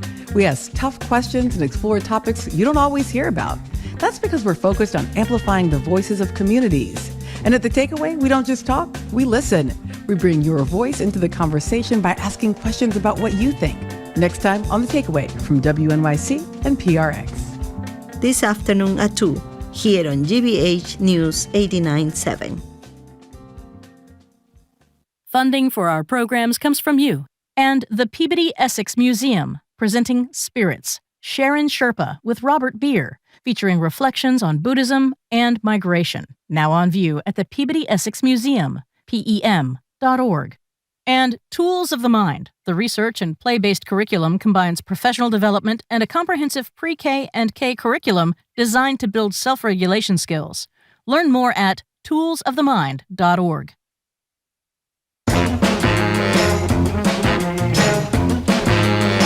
Welcome back to Boston Public Radio. We're live at the Boston Public Library, streaming at facebook.com/GBH News. I'm Jim Brady. She's Marjorie Egan. I want to do a shout out. There are about a dozen kids from something called Brighter Boston here at the library. Brighter Boston offers young people in Boston public schools vocational training and paid internships for careers backstage, which I think is pretty terrific. Can we hear a little shout out for Brighter Boston? Thanks for coming. We're really glad to have you here, and good luck in that future thing there. You know, Marjorie said we almost always end the show with something light. I have to say, I was so moved by President Biden doing that thing at great risk to meet with President Zelensky as sirens are going off in the background. Yeah. We thought we'd talk about Air raid sirens. that. We're nearing a year of Russia's invasion of Ukraine. As I think John just said, John King, the president just announced another $500 million in military aid as he visited Kyiv yesterday, in the surprise visit aimed at bolstering Western support, not just ours, for the war effort. Standing beside Zelensky as an air raid siren. It was unbelievable, sounded over the battered capital city. Support from American people, as Marjorie said, is wavering. According to a new AP poll, just under half of us, 48%, say they favor the U.S. providing weapons to Ukraine. It's down pretty dramatically from last spring when it was at 60%. Support is not surprisingly pretty divided along party lines. Republicans are entrenched in their lack of confidence in Biden as a leader on this. We want to know what you think and whether you want to see the United States not only maintain its commitment to the Ukrainian people, but at least in my mind, step it up to do whatever we can, short of risking a nuclear war, to help people, ordinary people who are fighting to preserve democracy in the face of a terrorist, essentially, Vladimir Putin. Our number is 877-301-8970. You're not wavering, I hope, are you? I think that we have to, this is aggravated or uncaused for attack on another country's sovereignty, and it's Russia. And, I think that, remember back when Mitt Romney said during the debates with Barack Obama about Russia being our major problem, and Obama kind of mocked him. Well, I think Mitt Romney had a point. Putin is in power. He seems to be a very unstable and scary person, and I think we just can't sit by and allow this to happen. We're getting text messages from people. This person that just texted said, yeah, well, why aren't the other wealthy European countries, Switzerland, Germany, UK, giving $500 million to Ukraine like we are? And he thinks that we're aggravating Putin and is concerned about Putin. He's not out of the nuclear deal. They're suspended the nuclear deal. Does that texter say what we should do? What's the alternative? Just no, he doesn't say. Throw them to the wolves? It doesn't say what we should do. But I do think we're getting pretty good support from the NATO countries. I think we are talked about too. with John. And the other thing is, when you watch television is such a huge part of this to me. I mean, we're watching the war unfold every night on television. You get to see individual families. What does it for me, Zelensky is just, I don't think I've ever seen anybody quite like him. Remember, this is a guy who did a situation comedy show as an entertainer running for president. The accidental of Ukraine. president becomes the accidental president in real life. On the other end of the phone of the infamous perfect call from Donald Trump. I don't even know if I'd heard the name Zelensky at this point, but it isn't, as amazing as he is, when you see ordinary people doing extraordinary things, when you see people, I've mentioned this woman 1,000 times because it's the image I can never get out of my head, and then we'll take your calls in a second. At the beginning of this, like 11 months ago, remember the thing on CNN where there was that retired school teacher who was just living a life of retirement with her partner. I can't remember who the partner was. And what was she doing in her backyard? She was making Molotov cocktails. She was building Molotov cocktails for her neighbors to have. I know. To stave off the Russian troops as they entered her community. And you multiply her a millionfold. And I think we have an obligation to stand by their side. We have very short memories in the United States of America. We're very pro restricting guns right after a gun massacre. Tragically now, the recent ones haven't raised quite the level to get us worked up, because it seems like we've got to kill double digits or children before people get worked up about it. But right after gun attacks, we're very in favor of that. Right after some horrible police thing, like down in Memphis with Tyre Nichols.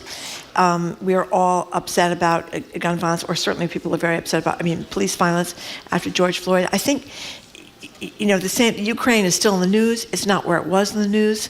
And we are now with Biden over there. But I think, when you start showing people the resolve and when the Ukrainians' tragedy leads the news again, I think people change their mind. Well, I hope. I really hope. And I hope it doesn't just become partisan BS. Michael in Virginia, you're first on Boston Public Radio. We're talking about popular sport, or lack of same, for the United States and the West's involvement in Ukraine.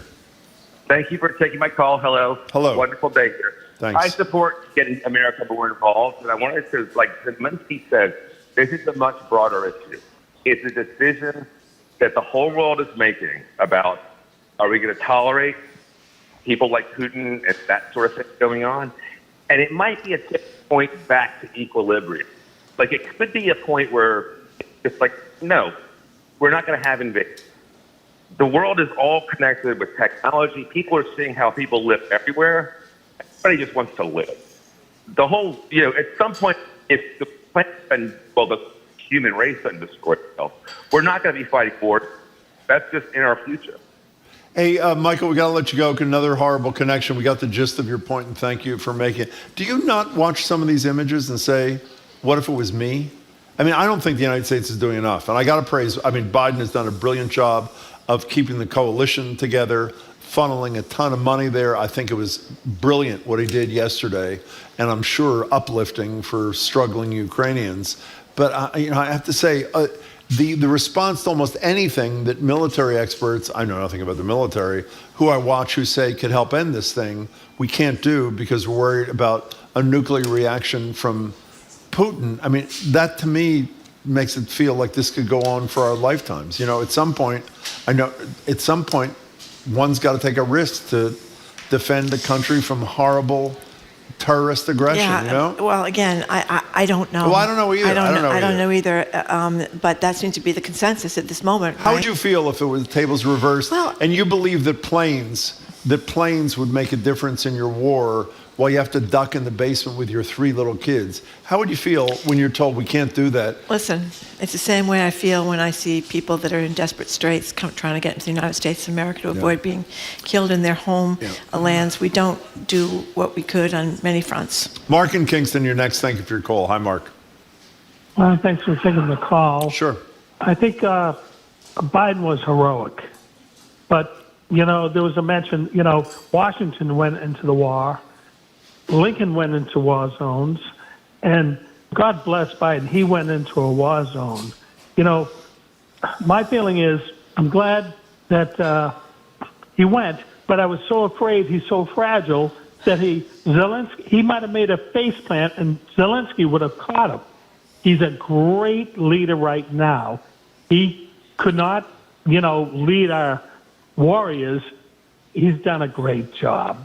But I worry about his fragility. You're talking to two people who think he's too old to run for another term, but he is president for the next 2 years, regardless of what his point of view is. And I have to say, the half of your conversation, which is about his leadership in this moment and yesterday, I'm totally with Mark. Thank you very much for the call. Here's Paul in Braintree. Watching President Biden in Kyiv, there was something Churchillian about him, not speech, but his mere presence reminded me of the London Blitz. Thinks Biden's courage comes with age, as with Churchill, although Churchill wasn't nearly as old as Biden when he was running the things for World War II. 877-301-8970 is the number. Do you think we should be giving the amount of money for as long as it takes in Ukraine, as President Biden has said, or do you think we should withdraw or at least reduce what we're doing for them? Jonathan in Waltham, thank you for calling. Yeah, thanks for having me. Pleasure. Sure. Yeah, just wanted to say that we need to have a serious position here about what a negotiated peace settlement would look like, and at least have the maturity as a country to think through that compromise is going to look ugly on every side, rather than taking a maximalist position, which it seems like Zelensky's pushing for. Not to say he hasn't been a great leader, but we need to be serious about protecting the Ukrainian folk and also Russian people who are also struggling. So does that mean that, I don't know if you used the word realistic, whatever the adjective was, does that mean accepting the Crimea, which was taken by Russia, what was it, 2014? Is you got to give it up, even though it was taken in violation of international law? Is that? See, Jonathan, you have. Well, you answer that question. I'm sorry, I shouldn't. Go ahead. It's okay. Yeah, I mean, to whatever it takes to get a ceasefire started may not look great, but that doesn't mean in a 3 to 5 to 10 year process that the Ukrainian people can have back their land, that we can actually have a tribunal, as we have in other wars, to actually get justice for victims of war crimes. The immediate ceasefire to a peace settlement is not going to look great, no matter how we spin it. Yeah. And we're not going to bomb our way to peace.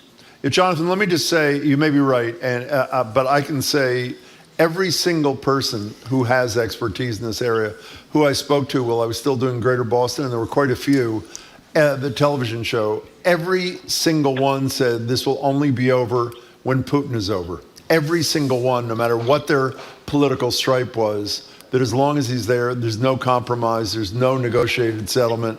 This is a warmongering terrorist, as I said, and go ahead. I just would be careful about characterizing people in a black and white way. I think that's a question for the Russian people to anscer.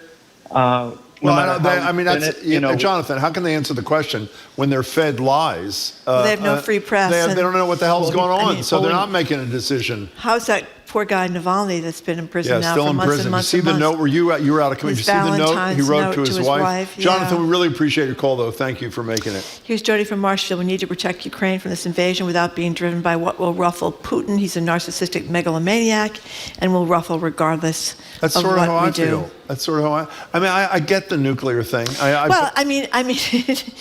He can't get too carried away because, of course, he's not the only one with nuclear weapons. Right? Well, except, the problem is, I have to be careful doing this because I'm not a shrink or a psychologist. He's another one who I think is mentally ill. Like as I do Trump. And the question is, when someone is not, in my opinion, sane and balanced, even if they're evil, you wonder if there is rational decision making. And I don't know. If you heard, if you read excerpts of his speech yesterday, there's zero wiggle room on his end. He's talking about this future that is fantasy land, but he's talking about it, and they all ate it up. And there has been a lot of talk about how his complete control of the press over there has turned some minds in Russia of Russians whose family members or friends are not directly involved in this war. How heartbreaking are those stories when you hear Ukrainians interviewed who are talking about communicating with their mother, their father, their sibling back in Russia while they're under attack in Ukraine, and they're siding with Putin and his government against their family. And that's not atypical, unfortunately, because No, they're by what they're being fed. And which is that they're over there to save the Russian land. From the and Nazis. To denazify, whatever the expression is, denazification or whatever it is. That's the expression. Susan from Milton, thank you for calling. Hey, Susan. Oh, hi, Jim and Marjorie. Hi. Yeah, so I don't know if you're hearing me. I'm getting an echoing. We do. We hear you. Can you hear me? Yep. Oh, yeah. So I'm so proud of Joe Biden. I can't even begin. I'm so proud of him. But on the point you're talking about, Putin is just a horror show, period. And I think we should be supporting Ukraine. And then selfishly, I always think to myself, okay, so if Putin gets Ukraine, who do you think he's going to look at next? The United States. Well, I don't know if he's going to think of the United States. There are a lot of Eastern European countries that are they're in NATO Yeah, that but have little deep by concerns. little by little. But I think we should be supporting. What's happening there is it's horrible. But again, if the more power Putin gains, the more control he's going to be having. So I think people are selfish when they say they don't want to support Ukraine. I'm with you. Susan, thank you for the call. We appreciate it. 877-301-8970. Here's a text from Verena in North Dartmouth. For many people, unless something impacts them directly, they don't either care, or don't want to support it. I think this is a big part of the population's waning support for Ukraine. Some of us, this person thinks anyway, are incredibly selfish and cruel when it comes to helping anyone in need. Well, let's hope that's a few of us and not most of us. And Patrick in Harlem says the whole world is affected already. We should get the coalition together and end this thing. More lives will be saved. Well, maybe you're not a Biden fan out there, which is perfectly fine. One thing he has done most masterfully is he's kept together a coalition that most experts said couldn't be kept together, particularly through a cold winter. And as of the moment, he has done it. Even that. What are the two countries that they're trying to get into NATO? Is it Sweden and Finland? I think so. And the one outlier, I think it's got to be a unanimous vote, is Turkey. And brilliantly, Blinken is there, flew to Turkey to provide aid to the people who are suffering. We're going to talk much more about this tomorrow in Turkey. I assume in part to convince Erdogan to say yes to the expansion of NATO. Where do you want to go? John and Gardner, thank you for calling, John. Hey, John. Good to talk to you. Hi, John. Hey, you guys. Thanks for taking the call. Sure. You probably don't remember. I've made a point in the past of saying how I'm not a hawk because that would make me that which I despise as a chicken hawk because I haven't put anything personally on the line. But in this case, I think we got to be all in with the equipment side of things. Jonathan makes some good points, but one of the things, and this is known by a lot of folks, we can't trust Putin with a ceasefire because if there's a ceasefire, 90%, in my opinion, he'll just be reloading for a bigger offensive. So we cannot trust him. By the way, Jim, what's the gal's name on CNN at 7 o'clock that you don't care for too much? Well, I don't think you need to put it that way. I'm not a huge Aaron Burnett fan. No, I'm giving her a compliment. Oh, good. Every night the last 2 weeks, her A block has been a piece on Ukraine. A block means the top of the show, for those who don't know. Good for her is right. It's been very good. And I know you got to go, but I hope behind the scenes somewhere they're doing the training for these, hopefully, pilots and some of the other fancy wartime gizmos that need all this training. Even though we're not committed yet, the time lag they talk about between getting the stuff there I know, and then you're so right. the training process, I hope they're doing some of that training behind the scenes. So do I. John, thank you for the call. I appreciate How it. about Clarissa Ward, that CNN reporter? CNN reporter. She's been in every war zone that we've been talking about for the last several years. Pretty courageous reporter, She's got two huh? little kids at home. I mean, my goodness, she's risking her life day after day after day after day. I would be. She's also spectacular at what she does. Oh, Not she's only great. Life risking, but just totally brilliant. Kim in Foxborough, thank you for calling. We have a minute, Kim. It's yours. Oh, I think we should support them 200%, 500%, as much as we can and as quickly as we can. We're already a day late and $1 short. Well, I tell you, Kim. we have had almost unanimous answers on all this. I mean, no one is unless I missed a text, no one is saying we should. Well, it's sort of heartening. But the fact is numbers nationally are declining. And we criticize Kevin McCarthy a lot. Unlike some of the Republicans who are just grossly irresponsible, Marjorie Taylor Greenes of the world, McCarthy's only line that I'm familiar with is we're not going to write a blank check. And as John King intimated, we shouldn't write a blank check. There should be accountability.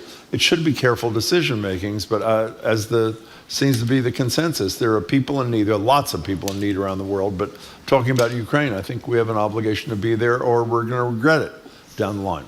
That's my last thought. Thank you very much, Jim. Well, you're very welcome, Thank you for Marjorie. coming in today in your reduced capacity. What do you mean reduced capacity? Well, you're in the injured reserve list, Jim. I may be, but I wouldn't call it reduced capacity, actually. Okay, I'm sorry. I would call it at full capacity. Okay, you were at full despite capacity a modest despite, injury. That's what right. I would Okay, say. and we're hoping you are How better about, tomorrow. by the way, I can't believe you gave me no credit for this. I hold up this damn piece of spaghetti. It was really and this impressive. lunatic with a whip. That's right. And it was I'm like just a big glad- nothing. You haven't said one word. You are the Provincetown. I didn't see you doing this, by the way. You are the Provincetown leather merchant, Jim. Thank you. No one ever called me that, Thank so I you. thought you'd be more at home I with the whip appreciate than maybe I might have been. In any case, thank you for listening to another I edition doubt that from what of I've Boston heard. Public. Go ahead. Oh, really? Boston Public Sorry. Radio. Keep up with us 24/7 by way of our podcast. You can tune in tomorrow. I hope you do. You get NYU medical ethicist Art Kaplan, Harvard national security expert Juliet Kayyem, transit advocates Jim Aloisi, Stacey Thompson, and two people that are helping to coordinate aid to victims of another tragedy around the world, the earthquake and its aftermath along the border of Turkey and Syria. By the way, you while you were off for last few years, you obviously weren't reading the paper. The fact you didn't text me, your favorite story ever, did you see what the Globe did? There are not only trains where you can run faster, there are trains where you can walk faster. I did see it. We'll talk to Jim and That's right. Stacey about that The Green tomorrow. Line, right? Not just the Green Line, but particularly the Green Line. I mean, it's ridiculous. Anyway, our crew is Zoe Matthews, Aidan Conley, Nicole Garcia, Hannah Loss. Our engineer is John the Claw Oh, Hannah Parker. Loss just started today. Welcome did. and congratulations. She did, yeah. Thank you for joining our team. Heaven knows we needed it. Anyway, John the Claw Parker Whatever with that Brian means. Bell. Well, we've been understaffed We for have quite been. a long Thank you time very here. much. Our executive producer is Jay Bologna. We want to thank our team at the Boston Public Library, Angelica Marrero, Sai Patel, Evelyn Brito, and Steve Baracci. Jim You're Brady. supposed to say thank you for coming. Oh, thank you for people Thank that you came for down to the coming. We Boston Public appreciate it. Library. Thank you very much. Thank Hey. you for reminding me. I'm Marjorie Egan. I hope I'm back in a reduced capacity again tomorrow. That's my goal. I am Jim Browdy. See you tomorrow. Thanks for stopping me. You did as best as, I did as my you best. could. You did your best, Jim. Thank That's all you. we can ask. Thank you for tuning in. Hope you can tune in tomorrow. Meanwhile, have a great day.